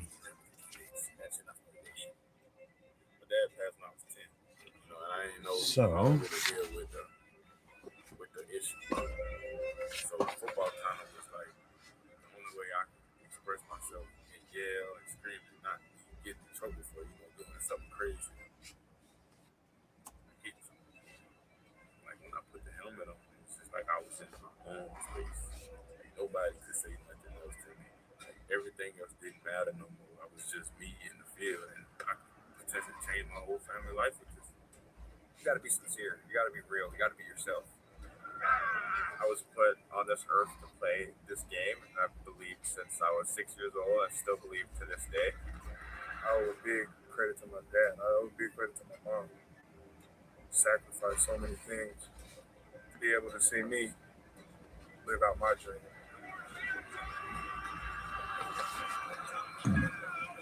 So 2 days back to back, there's 4 games. I've been going at this since I've been 5 years old. So 8 games, 8 live streams of games in 2 days. It's gonna be an interesting weekend. I'm very passionate about this game. That is my superpower. Life has changed drastically from losing my dad, going from the 3rd string to 1st string to, what people are saying, being the franchise quarterback.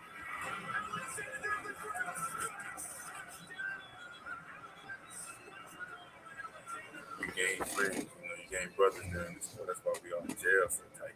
We all got something that we've been through, and it brought us here. Remembering my younger self, having school visits and seeing those star players, come to your schools, and now I get to be in those shoes. Hopefully able to inspire more generations of players and continue. I want to be a football player. I'm sure what makes this game so great. It's such an amazing league. It's given me so many amazing opportunities, built so many amazing friendships and relationships from this game. It's the best game in the world, and you should be playing it with joy.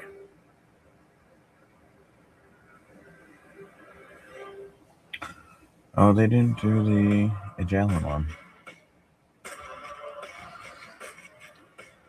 So next Saturday, I will be at Ron Joyce Stadium to watch Windsor Lancers at Mac. And then the Sunday, we will have Windsor at Mac at 10 a.m. from the previous day. So that will be the Saturday game on the Sunday. We'll have the Toronto at Sask game from the Saturday on the Sunday at 1. So right after the Windsor one, we'll have the Toronto at Sask. 4 o'clock next Sunday, we will have Hamilton at Calgary because I won't be able to watch the games next Saturday because I'll be doing the Mac game. Actually, I take that back.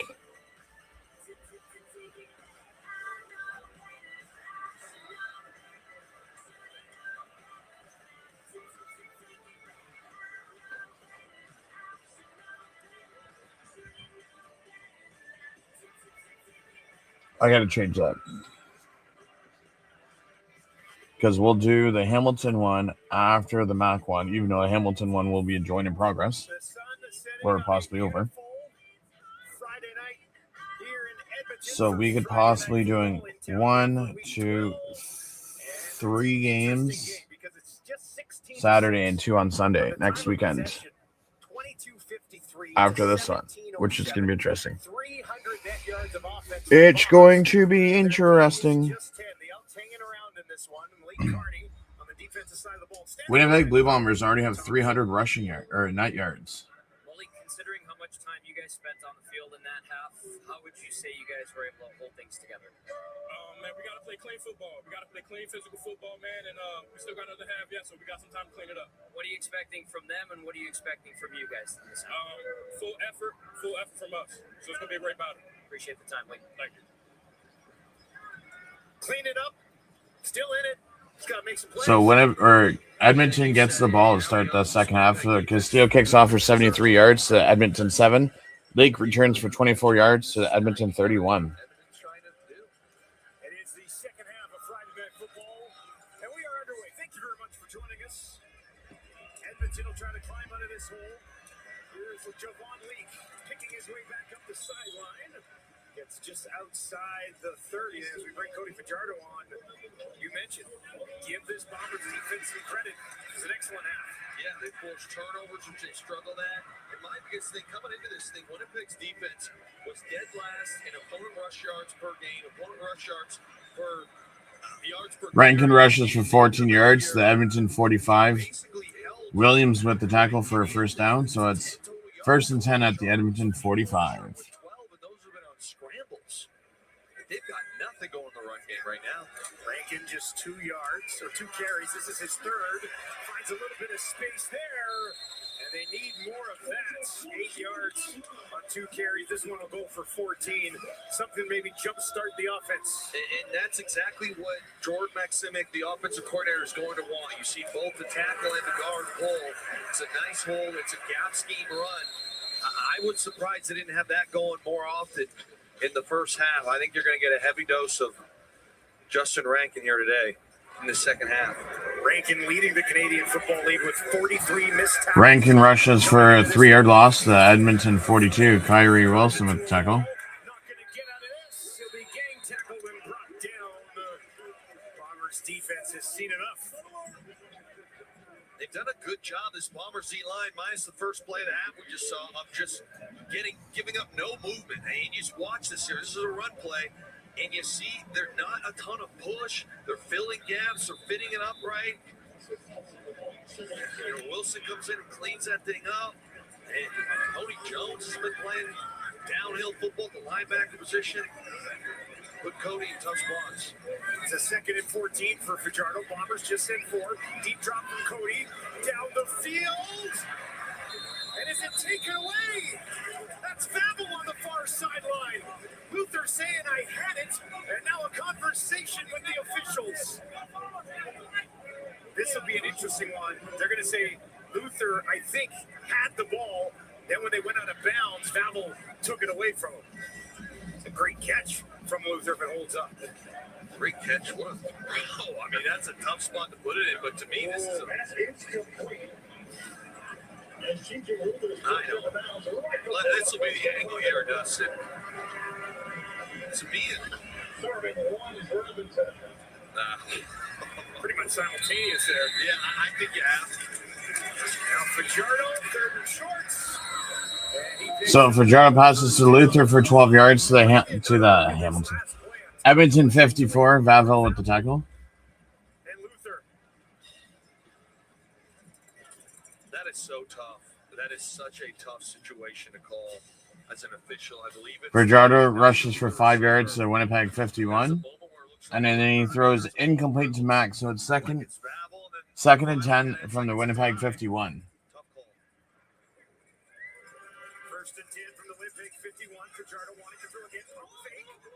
Looking for Austin Mack. As Austin Mack working against Major Williams. Williams did a good job there, just sticking with him. Really well. This is the double move we talked about earlier. I said they kept getting Mack. He kept doing these stop routes, and you're going to see it here. Great job by Major Williams. Boom. A little sluggo, slant and go action. Try to get him on a little double move, and Major Williams said, not on my watch. 2nd and 10. As Edmonton tries to find points on the opening drive of the 3rd quarter. Fajardo throws to Rankin for 17 yards for a first down at the Winnipeg 34.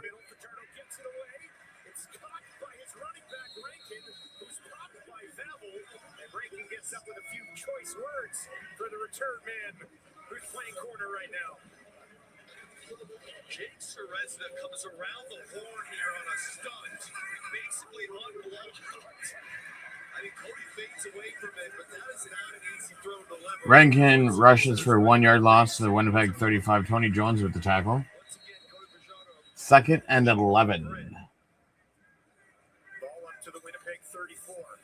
This time it's Rankin. Can he escape the clutches of Tony Jones? He cannot, and that'll be a loss of about a yard on the play.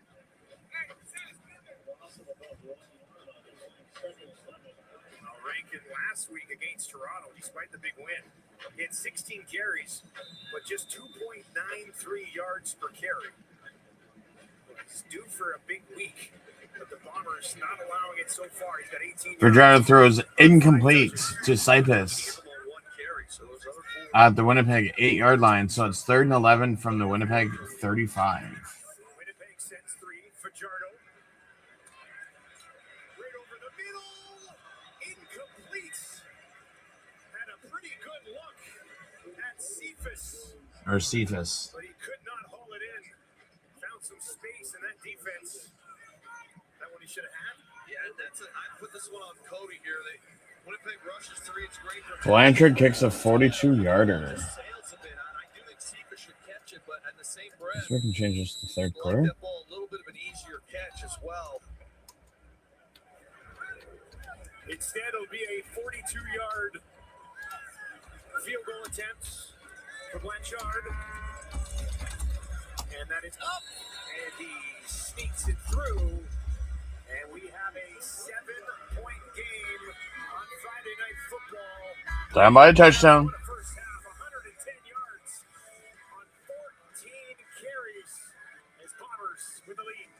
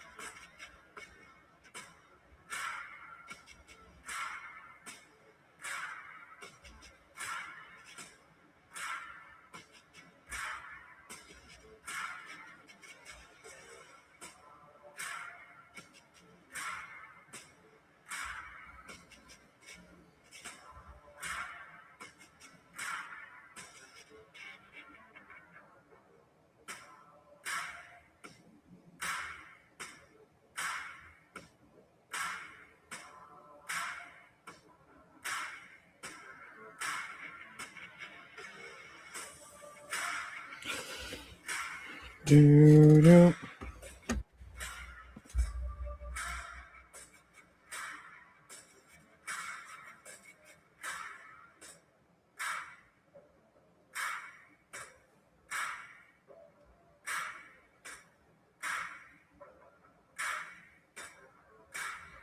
Brady Oliveira's season high this year is 128 yards. He's already at 110. And if Edmonton's going to hang around in this game, they got to slow this guy down. Yeah, he's rolling, and the offensive line's getting a great push. Again, we talked about it early in the game here, Dustin, but the key for Winnipeg's offense is to stay on schedule on first down. And Brady has helped them do that. He's also converted a lot of second and mids. And it's been some zone, it's been a few gaps. They've got the ball out of the backfield in the pass game a couple times. He's been everywhere tonight. He's got 11 yards receiving, 121 total yards of offense in the first half for Brady Oliveira, who leads the Canadian. Brady rushes for 6 yards to Winnipeg 46. They'll give it to him to start. He drags Noah Taylor along with him for a pickup of 6 yards.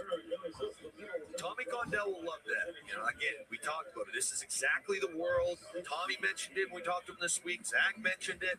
They need to stay in this 2nd and 4 range. In the coverages that Edmonton's defensive coordinator, J.C. Sherritt, generally plays in this range also bodes well in Winnipeg's favor. So, great start there first half.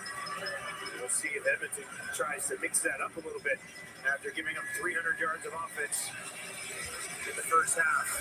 Now they're going to hand it off. Oliver rushes for a 3-yard loss to Winnipeg 43. Malik Carney with the tackle. Bring up third down after a loss. 3rd and 7. DeBlanco here comes flying downhill.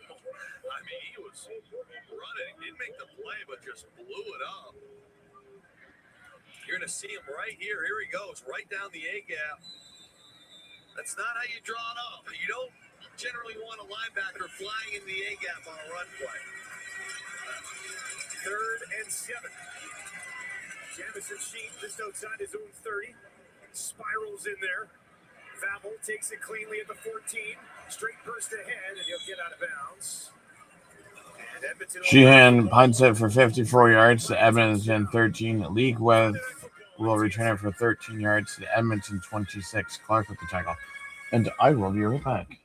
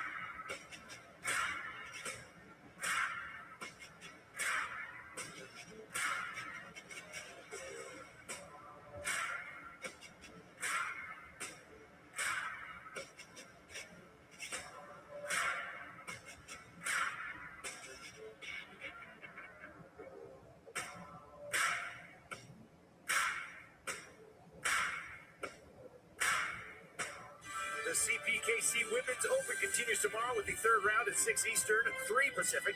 Catch all the live action from right here in Edmonton on a TSN over at the Royal Mayfair, just along the river. And a couple Canadians in the thick of it. Hannah Wang at 7 under, she's top Canadian. Brooke Anderson, who's got a big crowd following her here in Edmonton, she's at 5 under. Good enough for TAT. I know the mosquitoes been awful here this year. And after the first round, all the players are trying to adjust to that issue. Probably doesn't happen very often. Now it's Rankin up the middle. Pretty good pickup on first down. Rankin rushes for 5 yards to the Edmonton 31. 2nd and 5. Dustin, we talked about it a bit in the first quarter. Winnipeg settling for field goals, not finishing drives, letting Edmonton hang around. I know it's a lot of game left, but it certainly feels like one of those moments where Edmonton's just starting to heat up and get going. Midway through the 3rd quarter, lots of time in this game. That's Brendan O'Leary-Orange, who slides around the slot to the right of Fajardo. Cody looks to his left, throws to his left, racing for contact there. Fajardo passes to Luther for 7 yards to the Edmonton 38. And it will be enough for a first down for Edmonton. Cody sees something pre-snap. You see his eyes go to it right away. Ball's out on time. First down. Rankin rushes for 11 yards Don't let Cody Fajardo heat up now. We've seen what this to the guy can do. Edmonton 49. Williams with the tackle. It's going to be a first down. Elks. Second on the team with 45 catches. Rick, do you think the Blue Jays are back and making the playoffs even though they are under 500 and surrounded by 5 or 6 teams? You know what? I honestly think it will come down to the last 4 weeks of the season. If some teams aren't already out by then, it will come down to like the last 4 weeks of the season.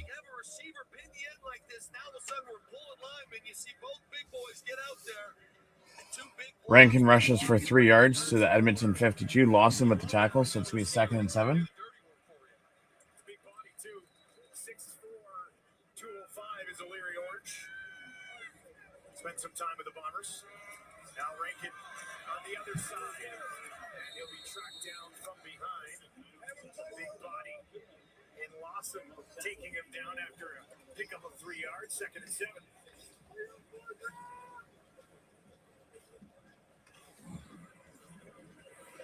This Winnipeg defense this season, dead last in the league, averaging about 128 yards against. rushing the ball. Done a better job of it so far here tonight. Of course, that big game against BC kind of skews things a little bit. Fajardo passes to Fajardo likely to be throwing here. Looks to his right, walks in, and he cuts it into the waiting hands of Cephas, who hangs on to this one. So Cephas for 13 yards to the Winnipeg 45. Nichols with the tackle. It's going to be a first down Elks. Way too many teams around them, though. In my opinion, we need the baseball gods to go on a win streak, even with average teams in September. It's going to come down to the last 4 weeks. It always does. Rankin rushes for 15 yards to the Winnipeg 30. It's going to be a first down Elks. Reese with the tackle.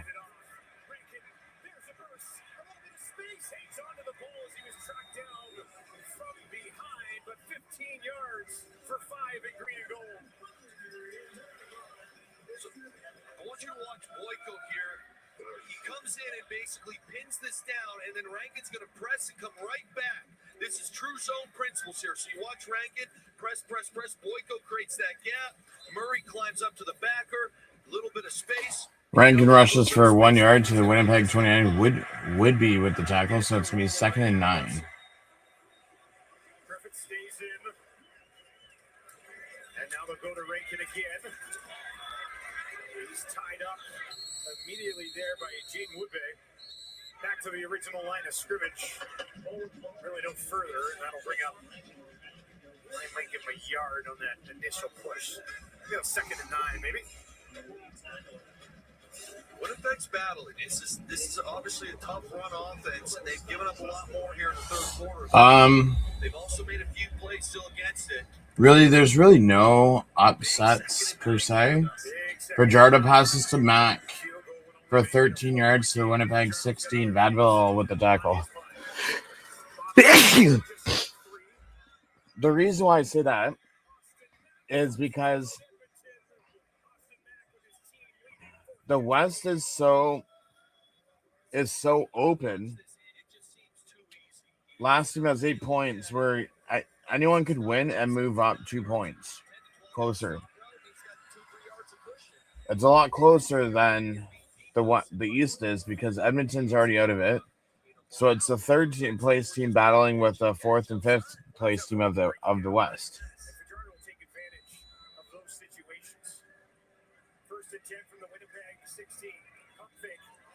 I mean, if you're saying about upset based off of last week's results, okay, then you could say it's an upset.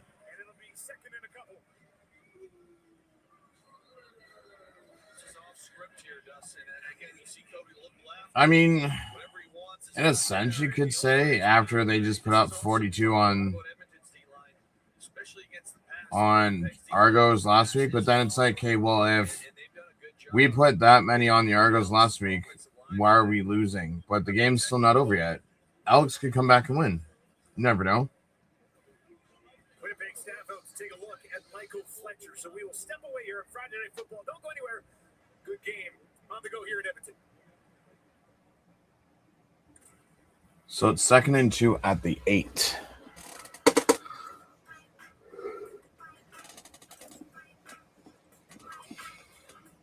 Edmonton just really struggled in the first half. That's all. Like, if I go to look at the team stats, Blue Bombers have only had 3 yards this whole third quarter. 3 yards. That's all Winnipeg has had.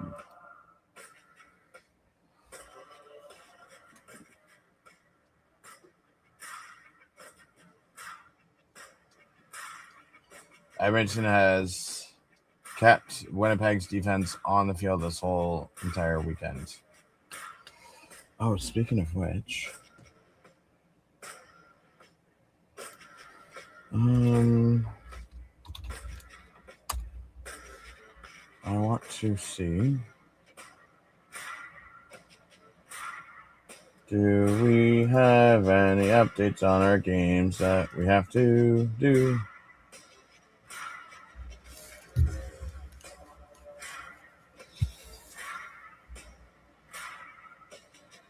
I know the one game that I have on my PC is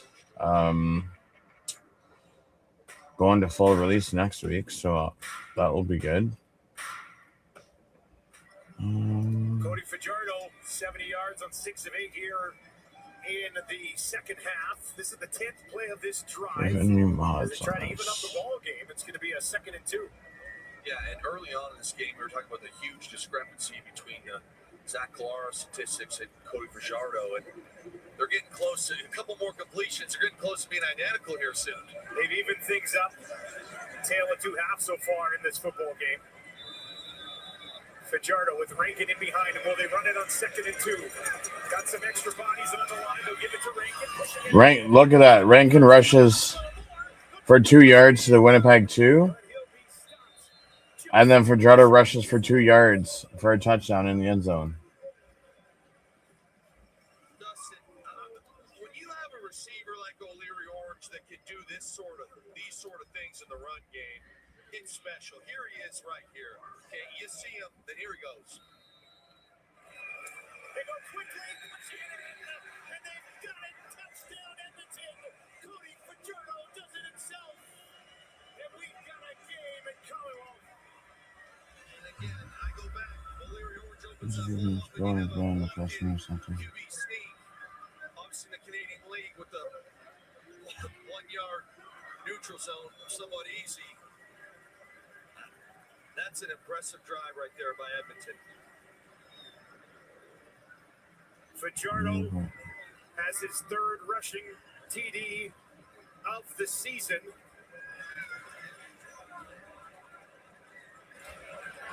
Fajardo to tie this game. That's exactly what he does. It's an 11-play, 84-yard drive that takes 6 minutes, and a game that was once 16-0. See, now, 16. now look at that.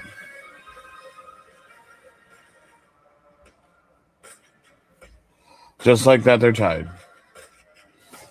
What do I think of the Babcock's hiring? Well, I mean, hopefully he doesn't get into the shenanigans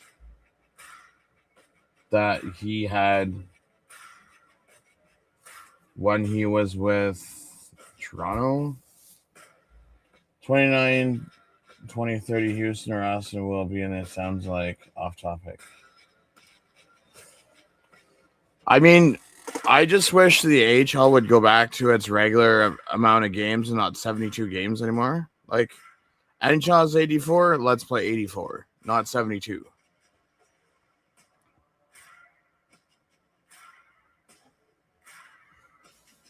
Like, I wish Scott Howden did like a press conference somewhere so we could ask them that. Be like, so Scott, do you see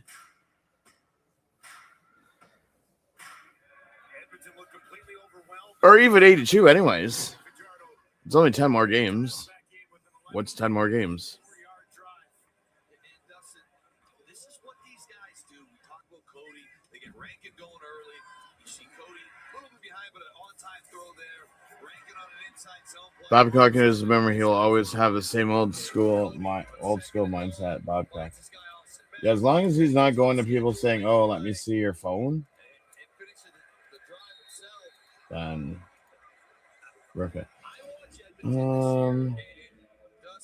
obviously struggled everyone else in the past X amount of years, but the brand of football and the style that Phillip has these guys playing, and you add on a guy like that, man, Cody Fajardo, you add on Justin Rankin, you see the defensive No, I know what you meant. It's a good vibe here tonight, and it's country night, so everybody's dressed up like cowboys and they're singing along. They are. It's live here now. Little slip from Valley takes it on his Blanchard kicks off for 79 yards to Winnipeg 1. Bavel returns it for 24 yards to Winnipeg 25. Winnipeg's offense. Tommy Condell will sit down to Tommy. No, I don't want to see Tommy Condell. Get him off my screen, please. I hate him with a passion. Gives him a real tough challenge. I mean, he talked about the guys on the interior. He talked about Malik Carney and Jared Brinkman and what they can do. He says they play heavy and that they're nasty. Now, when it comes to his team, he says that they've been consistently. Claris throws incomplete to Tim White. Teams find their consistency. What else is new? Guys, this is cliche, but with Zach Claros back in action, they're building things up day by day, brick by brick, and it's starting to look good for them right now. And you get a guy who's won a couple of MVPs back. It's going to go a long way. Yes, it will. Now he's going to look up the near sideline, trying to find Tim White. A little bit too much on that. White couldn't get there. It's almost, Second attempt. Dustin, it's almost shocking how, and it happens, not this often, but how great and phenomenal one half can be. And then really towards the end of that second quarter to now, they've struggled to really do anything. And this is a play right here where you've got leverage. It's Tim White's an outbreaking route. And you can see Zach's been frustrated. I get it. That's one that they would expect to have. Crowd here at Commonwealth trying to get behind this defense. Second and 10 from the 25 Claris. Zach Claris sacked for 8 yards by Noah Taylor. Elks. Defense gets to the quarterback. Noah Taylor. Peace out, Zach. Dustin, Taylor just wins on the front side. Thanks for coming. He's at the top. Here he is. It's not a real crazy move. He just comes off rushing. Little rip. And Stanley Bryant gets beat. It's a big loss of yards as well, and obviously you're plenty. Team leading 5th sack of the season for Noah Taylor. And now good field position moving here for Edmonton. Leak takes it just inside the 45. Sheehan punts 50 yards to the Edmonton 43. Leak returns it for 15 yards to the Winnipeg 52. As we near the end of the third quarter, we are tied at 16 with an excellent fourth quarter locked and loaded here for Friday Night Football. A big battle in the West is living up to the hype. Bombers led 16-0. Edmonton has answered with 16 of their own. Now we go down to the final corner. See who. Here on Friday Night Football on TSN. See who can step up their game.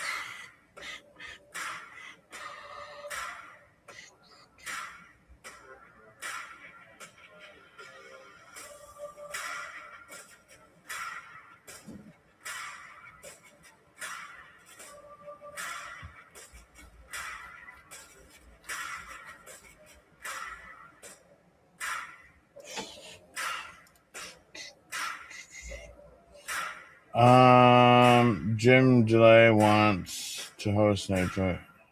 I don't know. I'll just say this has been a bizarre football game. Winnipeg controls the Does first half of Kawhi the play at? possession. I think he does. Basically flipped Edmonton 11 and a half minutes. What's going on here, Luke? It's hard to put your finger on it. Do I follow NFL? Listen, I tried to get into NFL. I played Madden, but I don't know I don't know who to follow, who to be a favorite team of in the NFL. That's why I have CFL, HL hockey, university sports. Even though 2 are the same sport. You look at some of the opportunities they had. They went for it on the third down and missed the HL and Hamilton's at But least they almost didn't get in on third in inches, but Perkins managed to do it there. But they 6-7 years. So at least we have a long time. It's not the end of the world. It's kind of the end of the world right now. It feels like that. And the next thing, Dustin, to kind of talk about Justin Rank on the other side for the Elks. I'm just curious as to how some of our prospects are going to do in Hamilton this year. Seems like that's coming here very soon. Yeah, I'm a Rankin rushes for 3 yards to the Winnipeg 49. Kyrie Wilson with the tackle. So I'll cheer for the Wild on the west, Islanders on the east. So what do I have? The first, 1, 2, 3, 4. Within the first 4 games of the Hamilton Hammers season, 3 of them are against the Marlies. Fajardo passes to Rankin for 8 yards to Winnipeg 41. It's going to be a first down. So I think we play 8 to 10 times against the Marlies. Something ridiculous. I'll eventually go to a Belleville game this year against Hamilton. At some point, maybe go down to Laval. Oh, yeah, we have Eklund, Emerson, Atkinson. We even have Matt Loft back. It's gonna be interesting to see him back in Hamilton for the first time.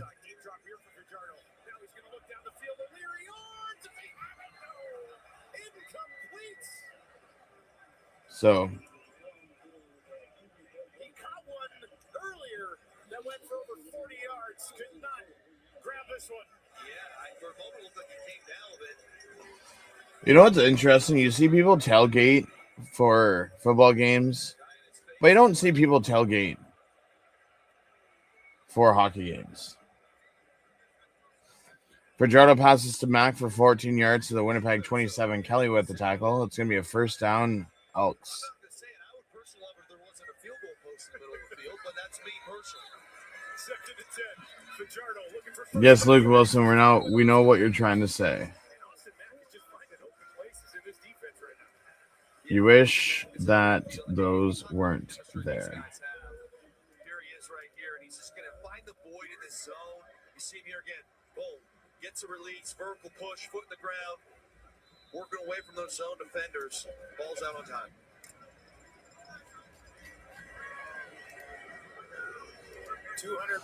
Fajardo passes to Luther for 11 yards to Winnipeg 16. Winnipeg 27. Knew exactly where he was going with that one. Quick release. And it's another first down. This time back to TJ Luther. Cut coverage, so he knows that's going to be a soft spot in the ball. Put in the zone, and here he goes. Catch it, turn, fire that. It seems like everything's cooking for the Elks right now, and it's fun. I love watching Cody when he eats up, and he's got this poise about him. He's in control. First downs are once Rankin rushes with a 1-yard loss to the Winnipeg 17. What a swing in this football game. Rankin again. And nowhere. Not even back to the original line of scrimmage. See a number of Bombers involved in this one. Jordan Younger has that run play figured out. They're adjusting to it, and it's a bit of a chess matchup. Maximic is using different personnel to try and get Rankin on the edge, and for the most part, the Bombers have done a great job there. And we got a second 11. We got a ball game here tonight, Dustin. I'm enjoying it. They'll go from the Winnipeg 17. Second 11 on the Winnipeg 17. Goes over the middle. Fajardo on the run.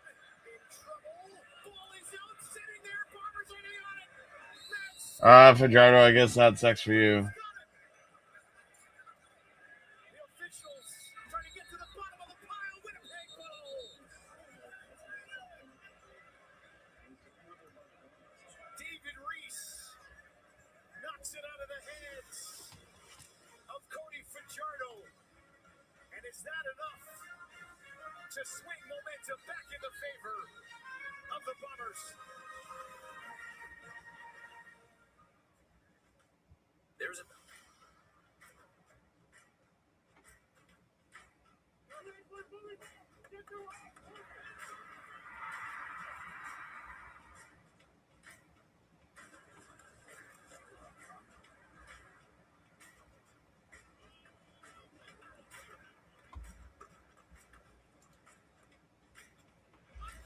What else do we have?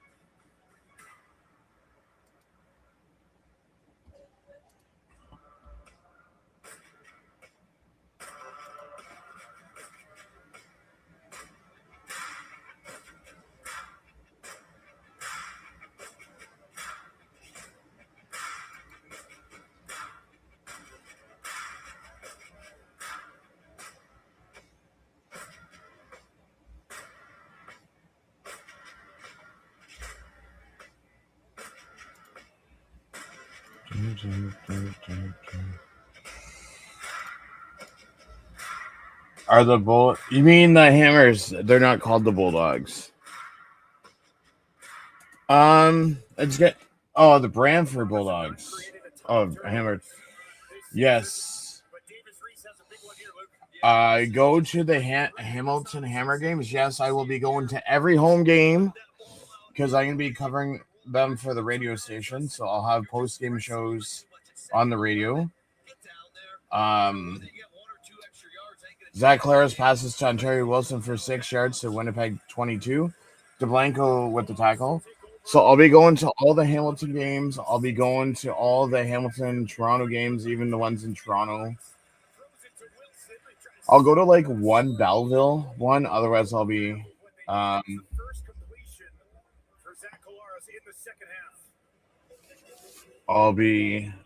doing it on here, and then maybe one Laval one. The rest of the road games I'll just live stream like this.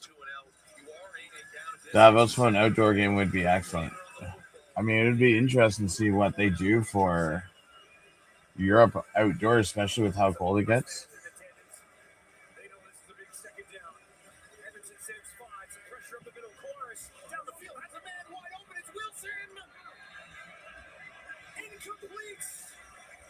Ooh, they say Wilson was incomplete.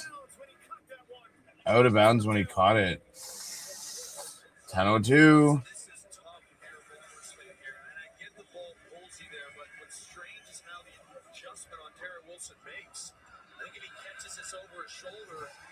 Listen, so fun fish, you have to look at the bigger picture. So if they have an outdoor game, even in Europe, just think of the more fans you could gather from doing something like that. It all depends on, you just got to look at the bigger picture.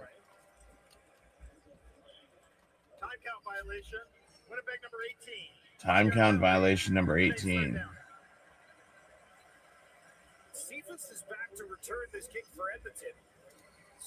You know what? Do a nice Hamilton one outdoors. I would be game for that. Since Winnipeg went up 16-0, they've had 5 consecutive 2-and-outs. As an offensive guy, that last one's got to be the toughest because that should have been a massive completion. Cephas inside the 45, secures the ball, takes it back out beyond the 50. While Winnipeg looking for answers. Terry Wilson just couldn't stay in bounds. Tommy Cundell not happy. That's right, Tommy Cundell.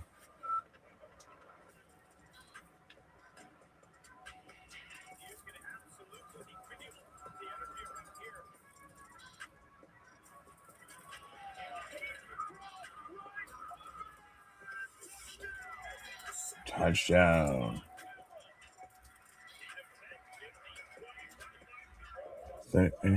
Yeah. Yeah. Yeah.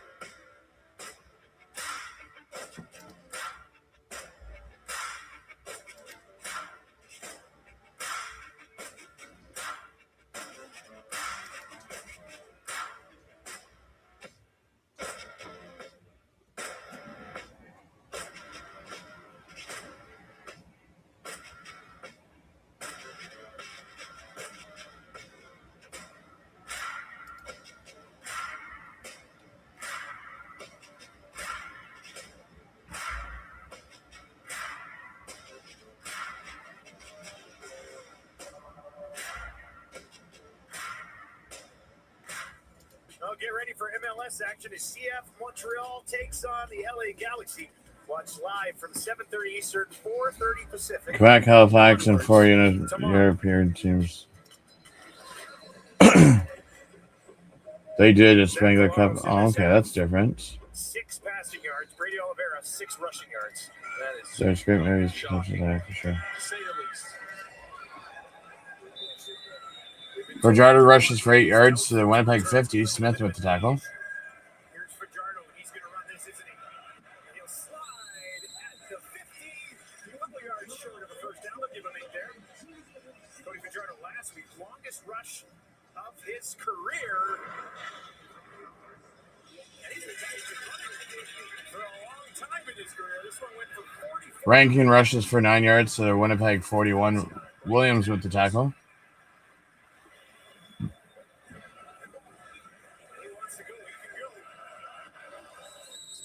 If you want a good movie, sports movie, watch radio. Yeah, there's actually some good ones out there. I just finished watching. Oh, what the heck was it called? I'm gonna have to look it up. Football movies. I actually didn't realize it was a movie until I actually seen it. Blindside with Sandra Bullock. I just watched that the other day. I didn't even know that was a movie. Rankin rushes right for 5 yards to the Winnipeg 36. Resno with the tackle. 2nd and 5.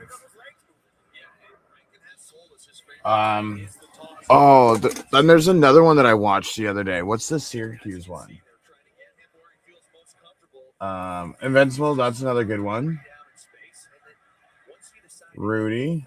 Oh, what the heck is it called? Gridiron Gang's another one. Oh, the one I'm thinking of is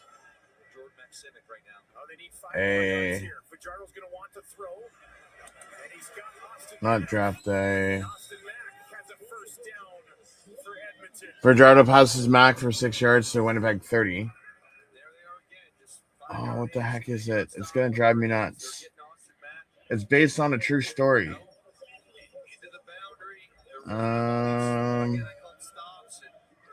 Wow, remember Titans is only 21? No thanks. Should be higher than that. Oh, what the heck is it called? That's Tony Jones on the far side of the field who is down. But that'll be a massive loss for them. Where he has to raise his brother? Tony Jones. Oh, it's going to drive me nuts. 5th in the CFL right now, tackling efficiency, and he's got the most tackles in the CFL coming in tonight against the run. Not talking about, pass catching and someone. Oh, safety. Just came out in 2020. That's the one I was thinking of. He's been outstanding.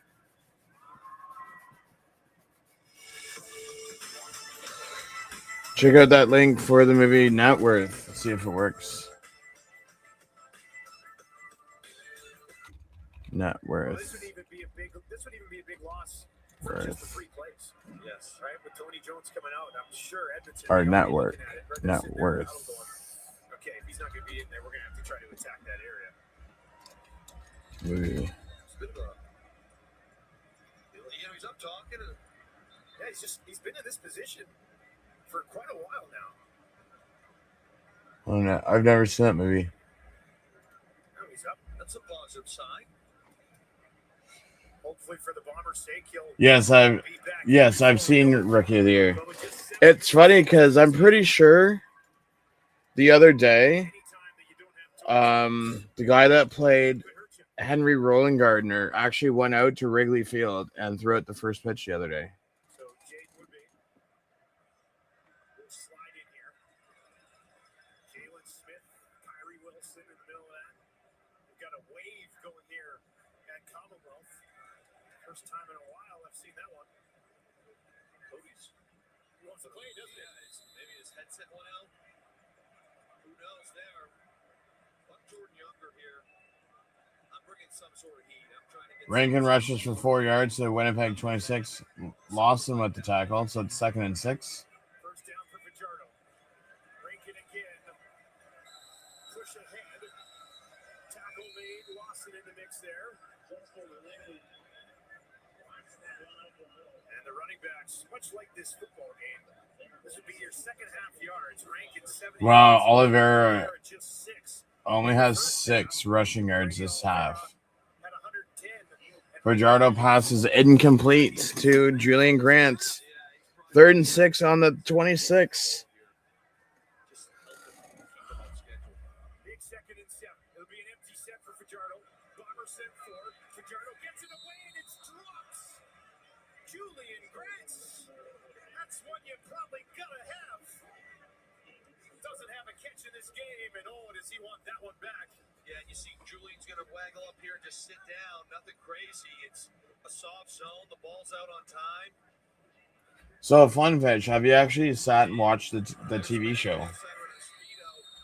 Blanchard kicks a 34-yard field goal. These are the plays that come back to haunt you. Field goal, field Julian goal, Grant has field had goal. some drop issues here in Edmonton. He's also had great numbers in contested catches. Yep, Mystery Alaska's another new one. A good one. Tonight, Edmonton goes on top. Blanchard gets it done So I've made it through 2 seasons of Ted Lasso. for the Elks. Miracle, Miracle, yeah, that's a good one. I haven't watched The Rocket. Yeah, that's the TV show that I'm talking about. I've seen like the first season of it.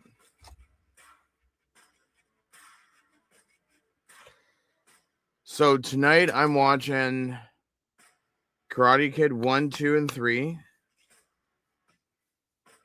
Then tomorrow I can start Cobra Kai. A little karate action.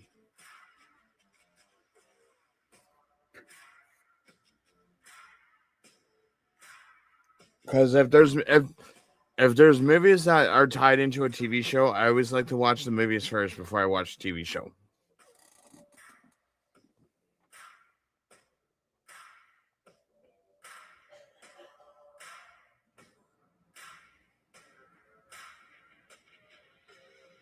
Do I like which? Yes, Elks take a 3-point lead.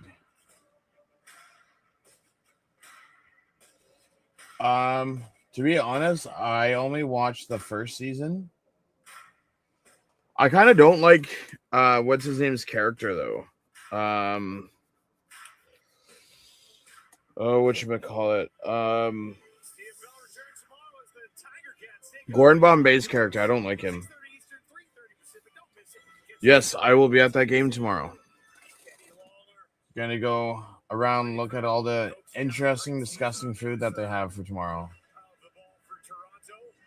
Now we've got a good finish. Locked and loaded here. 6 minutes of play. Some sweet dance moves out there right now. Dustin, I'll tell you. Brady Oliveira rushes because Edmonton started at their field goal or kicked the field goal. Winnipeg starts at the 40, and Brady Oliveira rushes for 2 yards to Winnipeg They slow Brady down. 42. Tackle. Finds a yard. That's about it. You know what really sucks though, Funfish, is when you have a TV show where it's only 2 seasons, you really get into it, and then it's like, yeah, we're just gonna cancel the show. It's like, well, I'd like to know what the rest of the story is.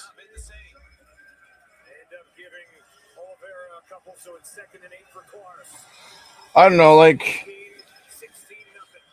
I just thought Zach Claris passes to Tommy Neal for 11 yards to Winnipeg 53. Ross with the tackle. I don't know if you look at Gordon Bombay in the movies and then Gordon Bombay in the first season, he is kind of a dick, not gonna lie. Like his character, not him as an actual person. Zach Claris passes incomplete to Tommy Neal, so it's 2nd and 10. Just anything to sort of settle this thing down. Claris over 200. Actually, it's funny because if you look at, for example, the whole Cobra Kai Karate Kid series, the one character is a dick in the first movie, but then in the TV series, he's a completely opposite person. Like it's weird.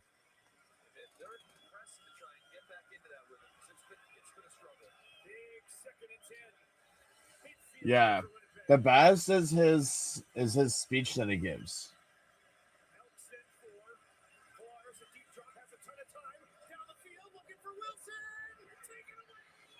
And Zach Claris throws an interception.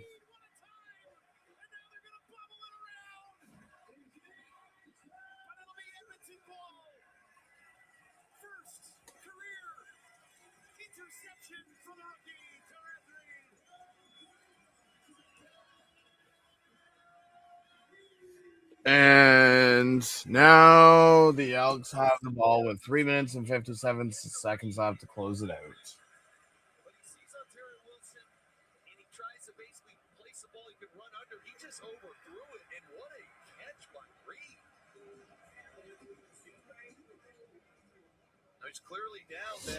I mean, it all depends on the show. Because if you look at, for example, NCIS, that's another one of the shows that I like too. That's gone on for like 22 seasons. I think CSI, like the original CSI, I think that was like 15, 16 seasons when you change a bunch of the characters.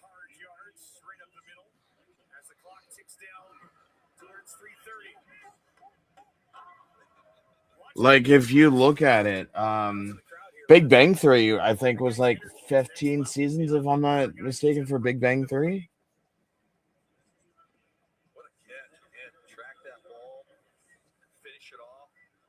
Oh, yeah. Isidore, are you talking about Cobra Kai? Yeah. I just like the fact, like, so the main thing about 1 to 3 is Johnny and Daniel building up their dojos. Then I think at the end of 3, beginning of 4 is when Miguel goes to Mexico, so you get to see like more of his character. And then like Robbie kind of learn about his character. Like, yeah, like Simpsons is going on for 37 years and still going. South Park, there's another one, South Park. See, what I like about the Cobra Kai TV show is it gives you, like, some of the episodes, it kind of gives you like a little backstory on a character. Even there's a few other TV shows out there that do that.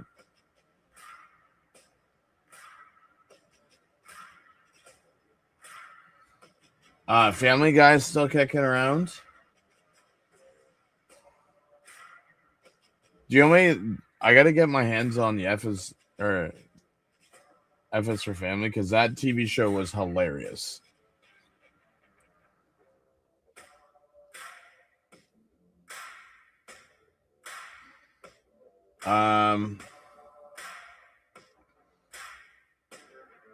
Back in the day, yeah, they were the longest running show. I don't know about that anymore. Yeah, MASH was another good one. I remember watching that show. Hey, listen, there's nothing wrong. There's nothing wrong with Hot Lips Houlihan, okay?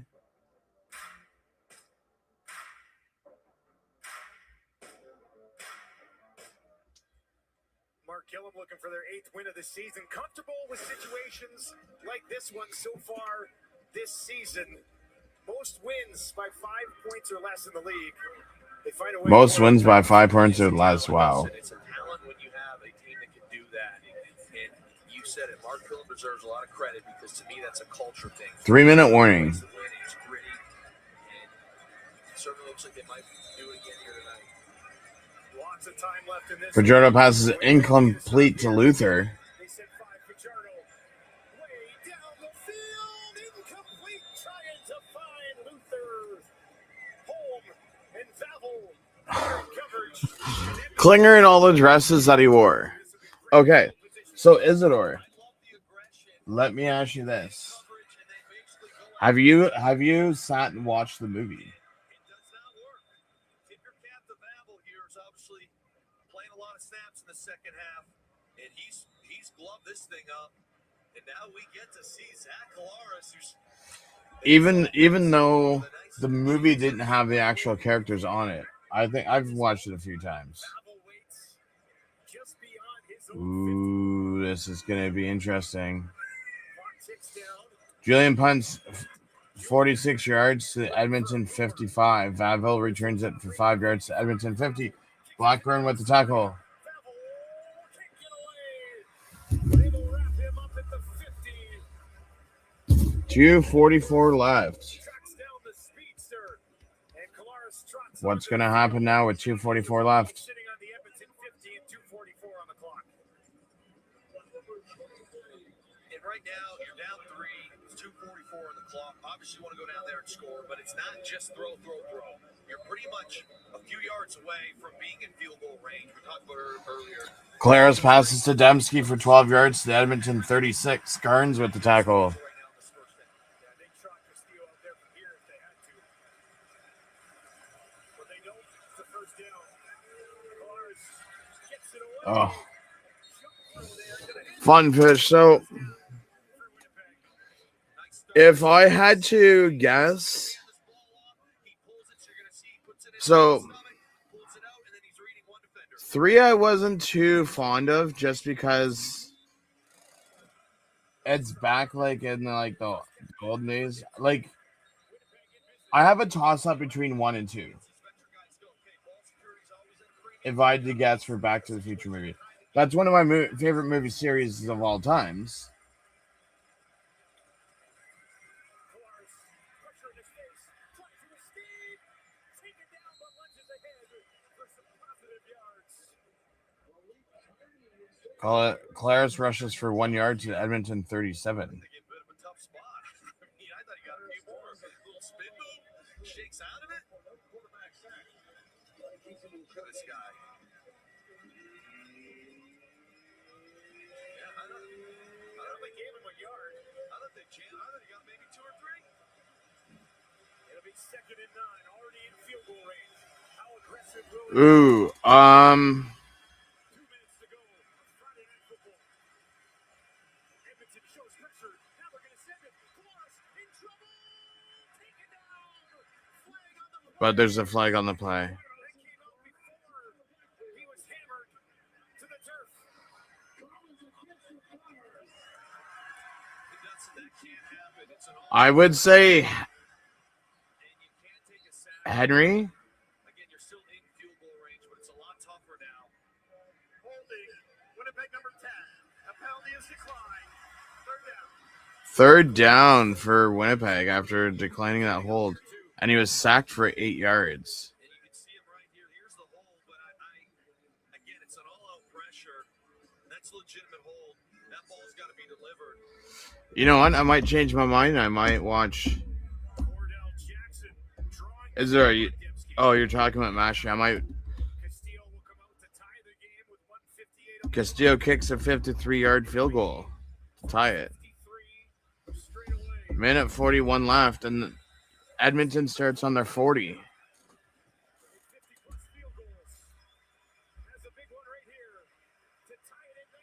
Listen.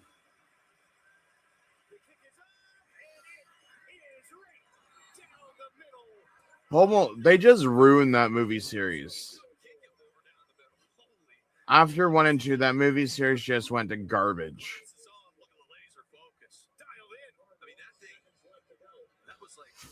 Oh yeah, Isidore.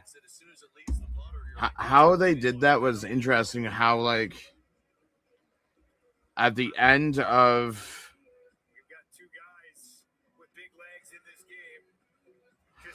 end of 2 of how like he goes back, or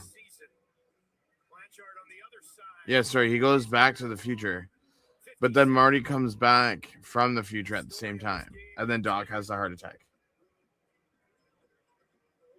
Dial this thing back an hour and a half. I don't think we would have been sitting here going 1919. I'm with you on that. It has been quite a stark difference in this game, but it's been a fun one. A lot of good plays. Winnipeg had lost 2 in a row.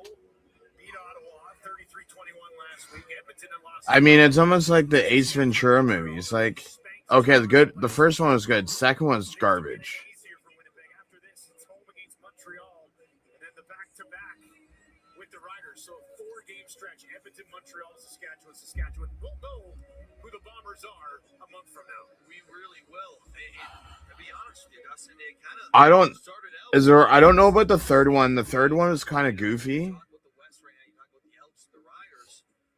It kind of reminds me of Saints Row, where like Saints Row 1 and 2 were good. 3 okay, and then like all the ones after Saints Row 3 were all garbage because they've added all that stupid stuff into it. Castillo kicks off for 74 yards to Edmonton 6. Cepas returns for 17 yards to Edmonton 23. 3 game-winning drives this season. Oh yes, With 1:36 on the clock. Listen, I can't tell you, and you got to. that was a good movie though. Coach Mike Miller, Do. coordinator, for the Bombers. That kickoff right there, they were flying down, and it's about as good as you're going to get. I haven't watched that movie in a while. I have to see if it's on my box. It gives you big moves. I'm telling you. You might not see it on or feel on the TV, but as a defense, when your kickoff team does that, it gives you a big move. I have to start writing down a bunch of movies just on a day off. Just sit there and watch a bunch of movies. Set up a Castillo winner. Correct. He's got all the range in the world. And I love, the X and O's and the chess game that goes on. Fajardo passes to Luther for 8 yards to the Edmonton 31. Kelly with the tackle. Still in the cards. Again, you have time. 2nd and 2. Minute and a half to work. 1st and 10 for Edmonton from their own 23. Fajardo's going to be throwing, and he gets it away just in time. It's into the hands of TJ Luther, and it'll be a 2nd and 2. So 3 ninjas. That was a tight window throw right there. 1 and 2 were good. Here's your run to rank. And then as soon as they changed the characters after that, then they were dumb. To Rankin. He's got some speed, hanging on to the ball, pushing it ahead, and a pretty good pickup. They'll get 8 yards, and they move it up to the 39. Rankin rushes for 8 yards to the Edmonton 39. Kelly with the tackle. So for Ninja Turtles, I liked 1 because it kind of gave you the background. 2 was good. 3 was trash. Like sometimes if there's a 1 and 2, you don't need a 3. Fajardo completes Rankin for 7 yards to Edmonton 46. Takes it out beyond the 45, gets 7 more yards, and it'll be a 2nd and 3 with 59 seconds on the clock. I think a drive-in stream would work. Chat and movie. But the thing is, though, is there is, I would have to have the movie off screen and still have the chat, because film companies can copyright stuff on YouTube. So it's like what I'm doing now, where I'm watching the game on my MacBook and chatting, can still do that. It just won't be able to show the movie on screen because it will get copyrighted.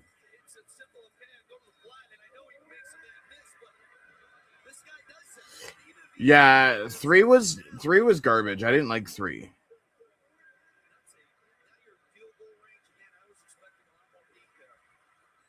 Second and 10 from the Winnipeg 48.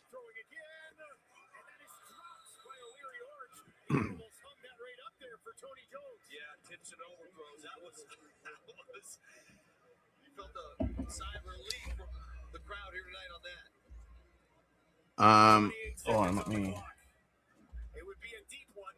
Luther for Jordan to Luther for 11 yards to Winnipeg 37.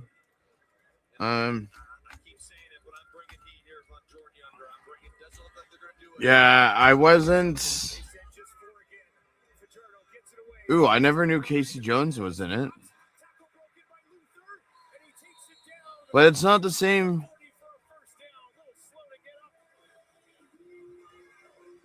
It's not the same Casey Jones, though.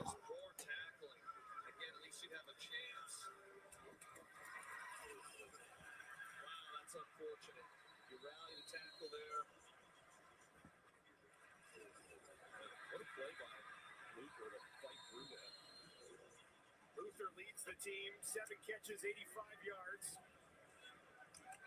And Cody Fajardo. Keep it simple here. Yeah, I can do. Yeah, just let me know whenever you guys want to do that, and we can do that. Right in the middle of the field with 3 seconds on the clock. So tomorrow, not tomorrow, Sunday, I'm doing two live streams on Sunday. I'm doing the Hamilton Toronto game, and then I'm doing the SAS BC game. After the SAS BC game, we can do a movie watch along on Sunday evening. Oh, Blanchard with the walk-off field goal. Does he hit it?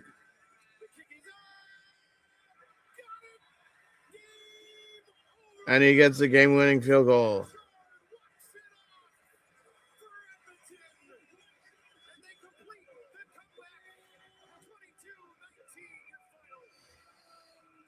So the question is, make a movie list. Okay. Let's grab my notepad. Okay. Movie list. Okay. What type of movies are we adding to this list?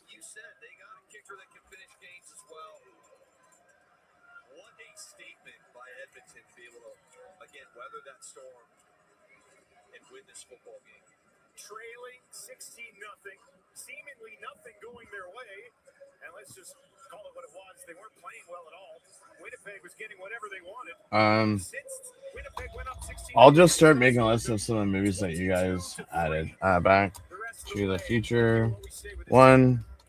Oops, no, that's not what I want. That is not what I wanted. Back to the Future 1, 2, 3, Teenage Mutant Ninja Turtles 1, 2, 3,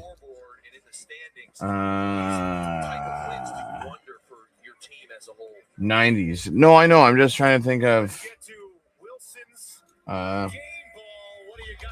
Slapshot. Oops. Slapshot 1, 2, 3. Adventures of Babysitter's Club. Even late on that last drive, that big missed tackle he forced. Temple of Doom, sure. I've never seen it, but I'm open to doing theme weekends. Double bill. Never seen that one, but I will put that one on the list. Ooh, awesome. How many? There was what? 4? Austin Powers. Austin Powers.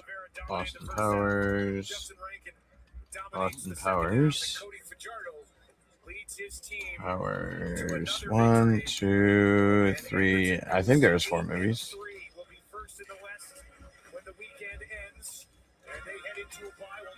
For another 15 days before the home and home with the Calgary Stampeders.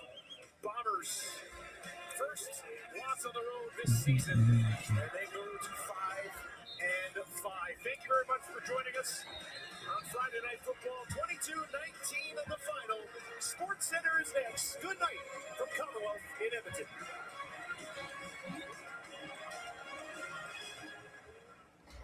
Sci-fi movie week.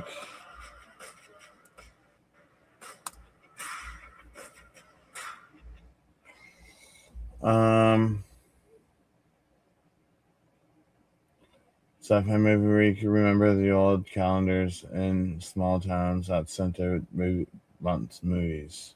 Okay, if there's only 3, then there's only 3. Oh.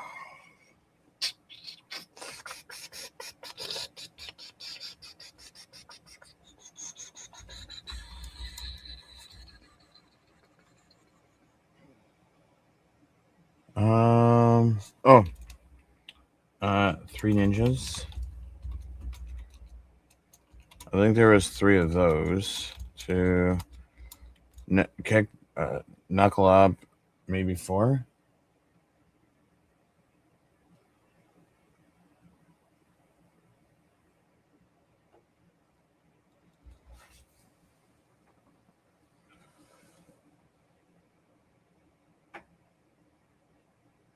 Ooh, yes. Actually, fun fact, fun fish. There's actually a second Kindergarten Cop that I didn't know about.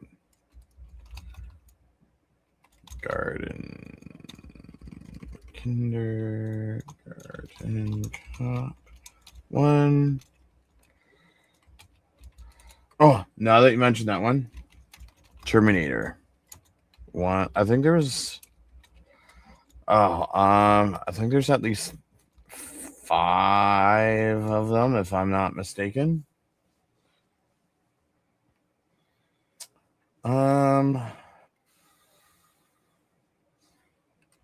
We'll do Miracle. Oops. Miracle.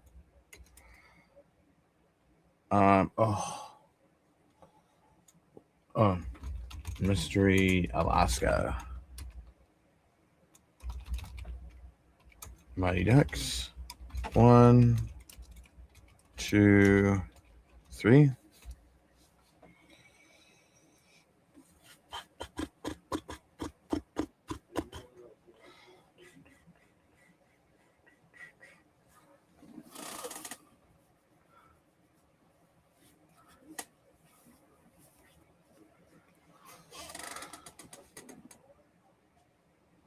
So, I know of. Oh, yep, we can add Hook on there. So, what I will do is I'll set up another YouTube channel for this because I don't want to wreck it with my sports. And then I will let everyone know. I'll post it on my wall here. And then Sunday night after the football game, we can start an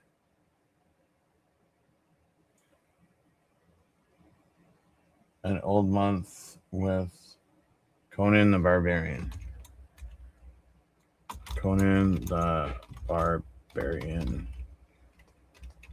Red Sonja. Oh, I want to see something.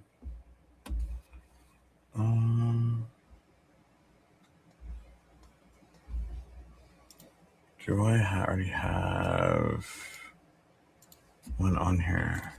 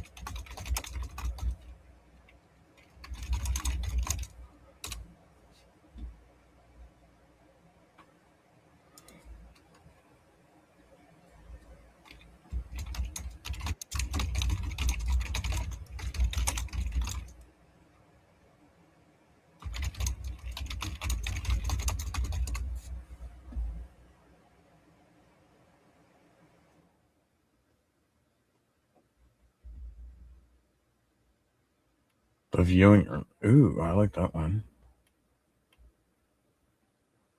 The movie lounge, the cinema crew.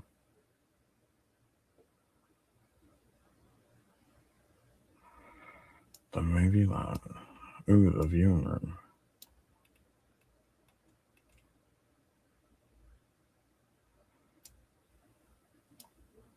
The movie lounge. Let's try that. See if.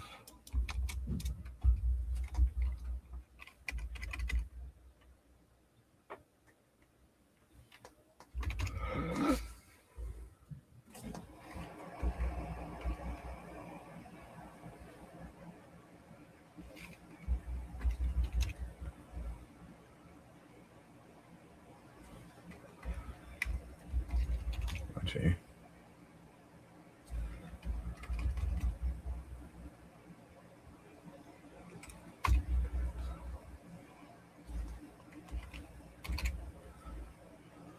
There we go. Create channel.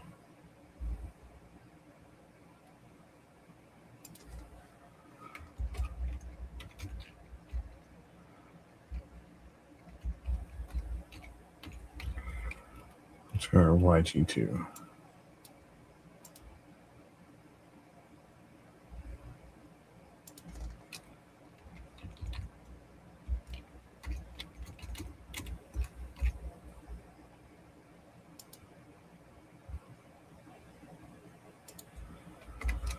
Okay, let's try. Give me 1 second. I'll be right back with you guys. I'm just trying to.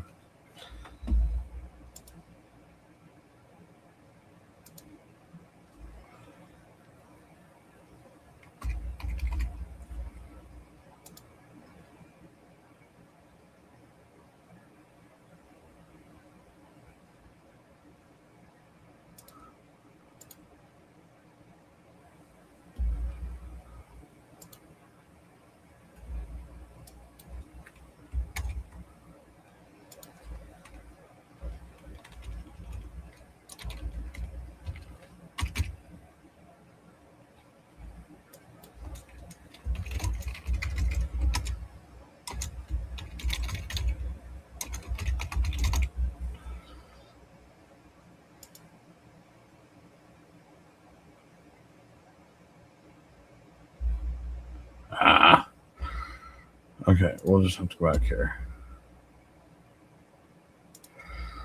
Let's see here. Mrs. Doubtfire. Doubtfire. Free source for you here over the next couple of weeks. Rules of engagement. Watch accents of a woman.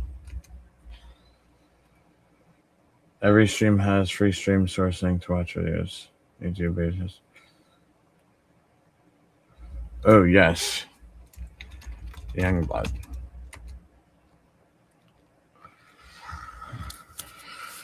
Okay, now it's just a matter of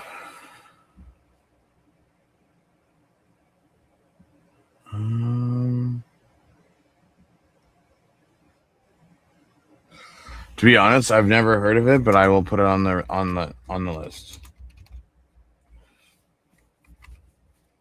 Red Eye. Okay, so let's see here. What do I have?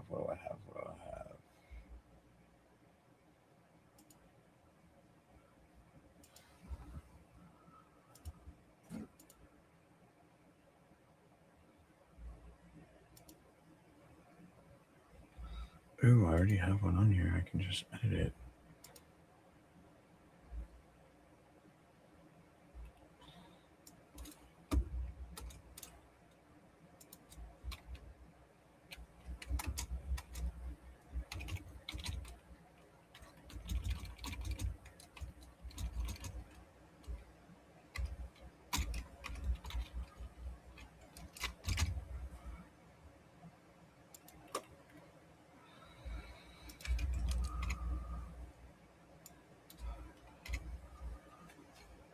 Okay, we'll keep that.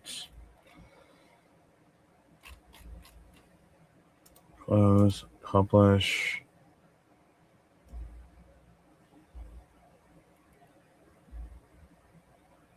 Okay, so this one. Okay, so if we can't use that, what other names do we have here? The viewing room.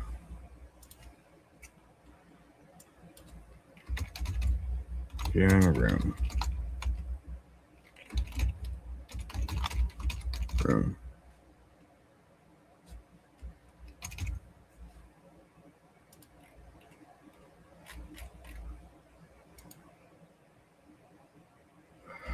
Okay, so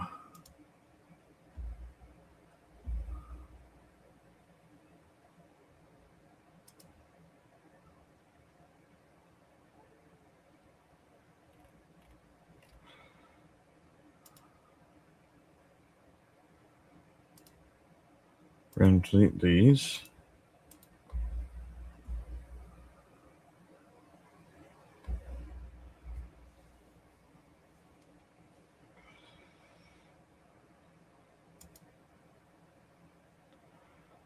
Okay, so we only have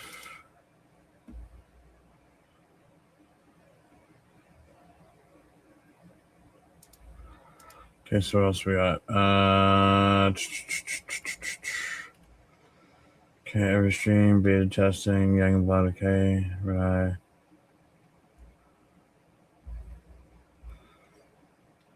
Gotta have easy link for folks are too much Adventures of Tintin.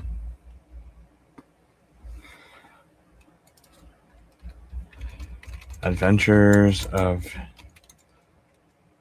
Tintin. Okay, so we have I'm just going to your channel. We're gonna call it the viewing room. So this is the channel that we're gonna be having it on, and it's just gonna be strictly no, I don't want to do that. Go live.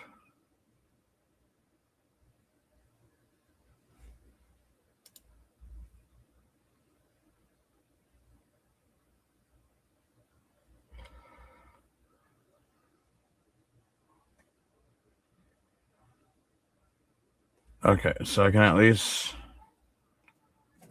once we live stream, then that would be good.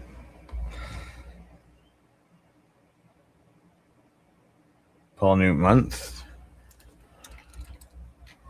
Canada month. Oops. Month. Paul Newman month.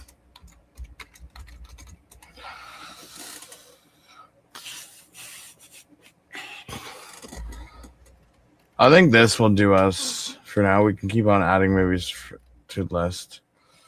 I don't know when we should start doing this if you guys wanted to start it this on Sunday or next week. Don't matter to me.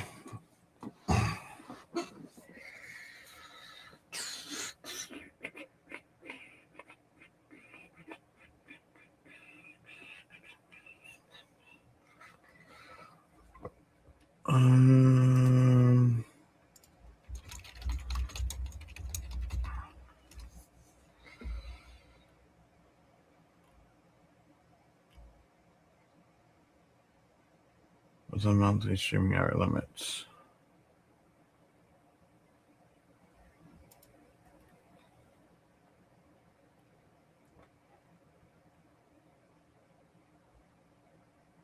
I mean, local recording, storage, cabinet, okay.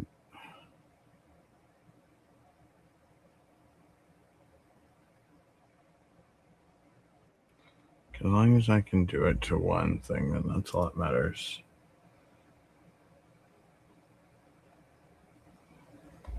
Animal House.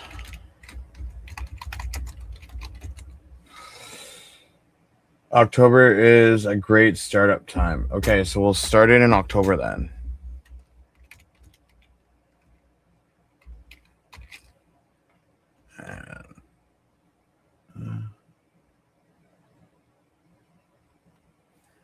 Animal House.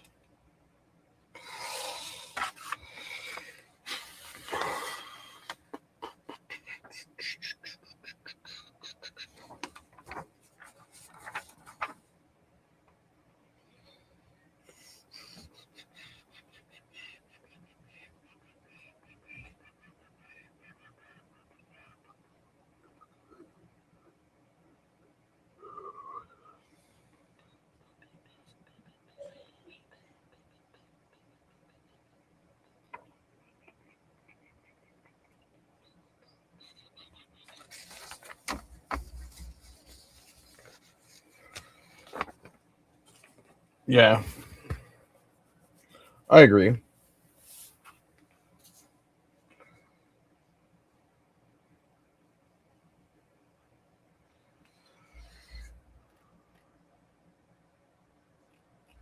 Because, I mean, even if we do like a few movies a week, then it's not too bad.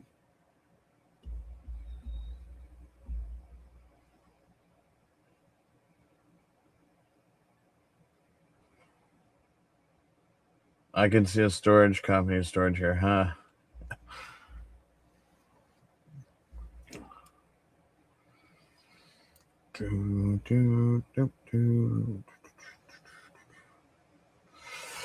So I'll leave this list here. I'm gonna go do a few things before going to bed because I have to get up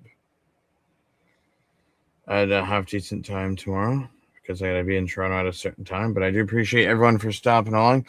Izor and Funfish for coming up with this movie watch along business. Dinner, there you go. Dinner and a movie. Or snacking movie. But we called it the viewing room, so that will be what it will be called moving forward. But I do appreciate everyone for stopping by and watching today's live stream. If you want to see more of this, or even come join us when we watch a movie and a snack in the viewing room, go over to the viewing room YT. And I'll probably maybe start it in September because September is not as busy as I don't know. Look at the schedule, see what we got.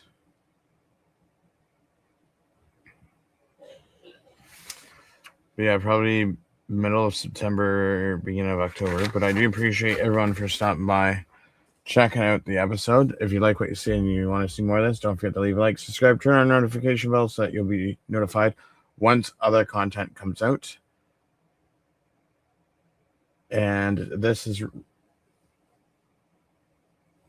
Oh, no, Isidore, I completely understand. And you know what? I see a bunch of people doing it, so why not? But they do different movies on different days, so we'll see. But I do appreciate everyone for stopping by. If you want to see more of these live streams, the next ones will be on Sunday because I'll be at the game tomorrow. So we'll have 2 games on Sunday. And then we'll have more games next weekend. OUA starts, so we'll have even more live streams then.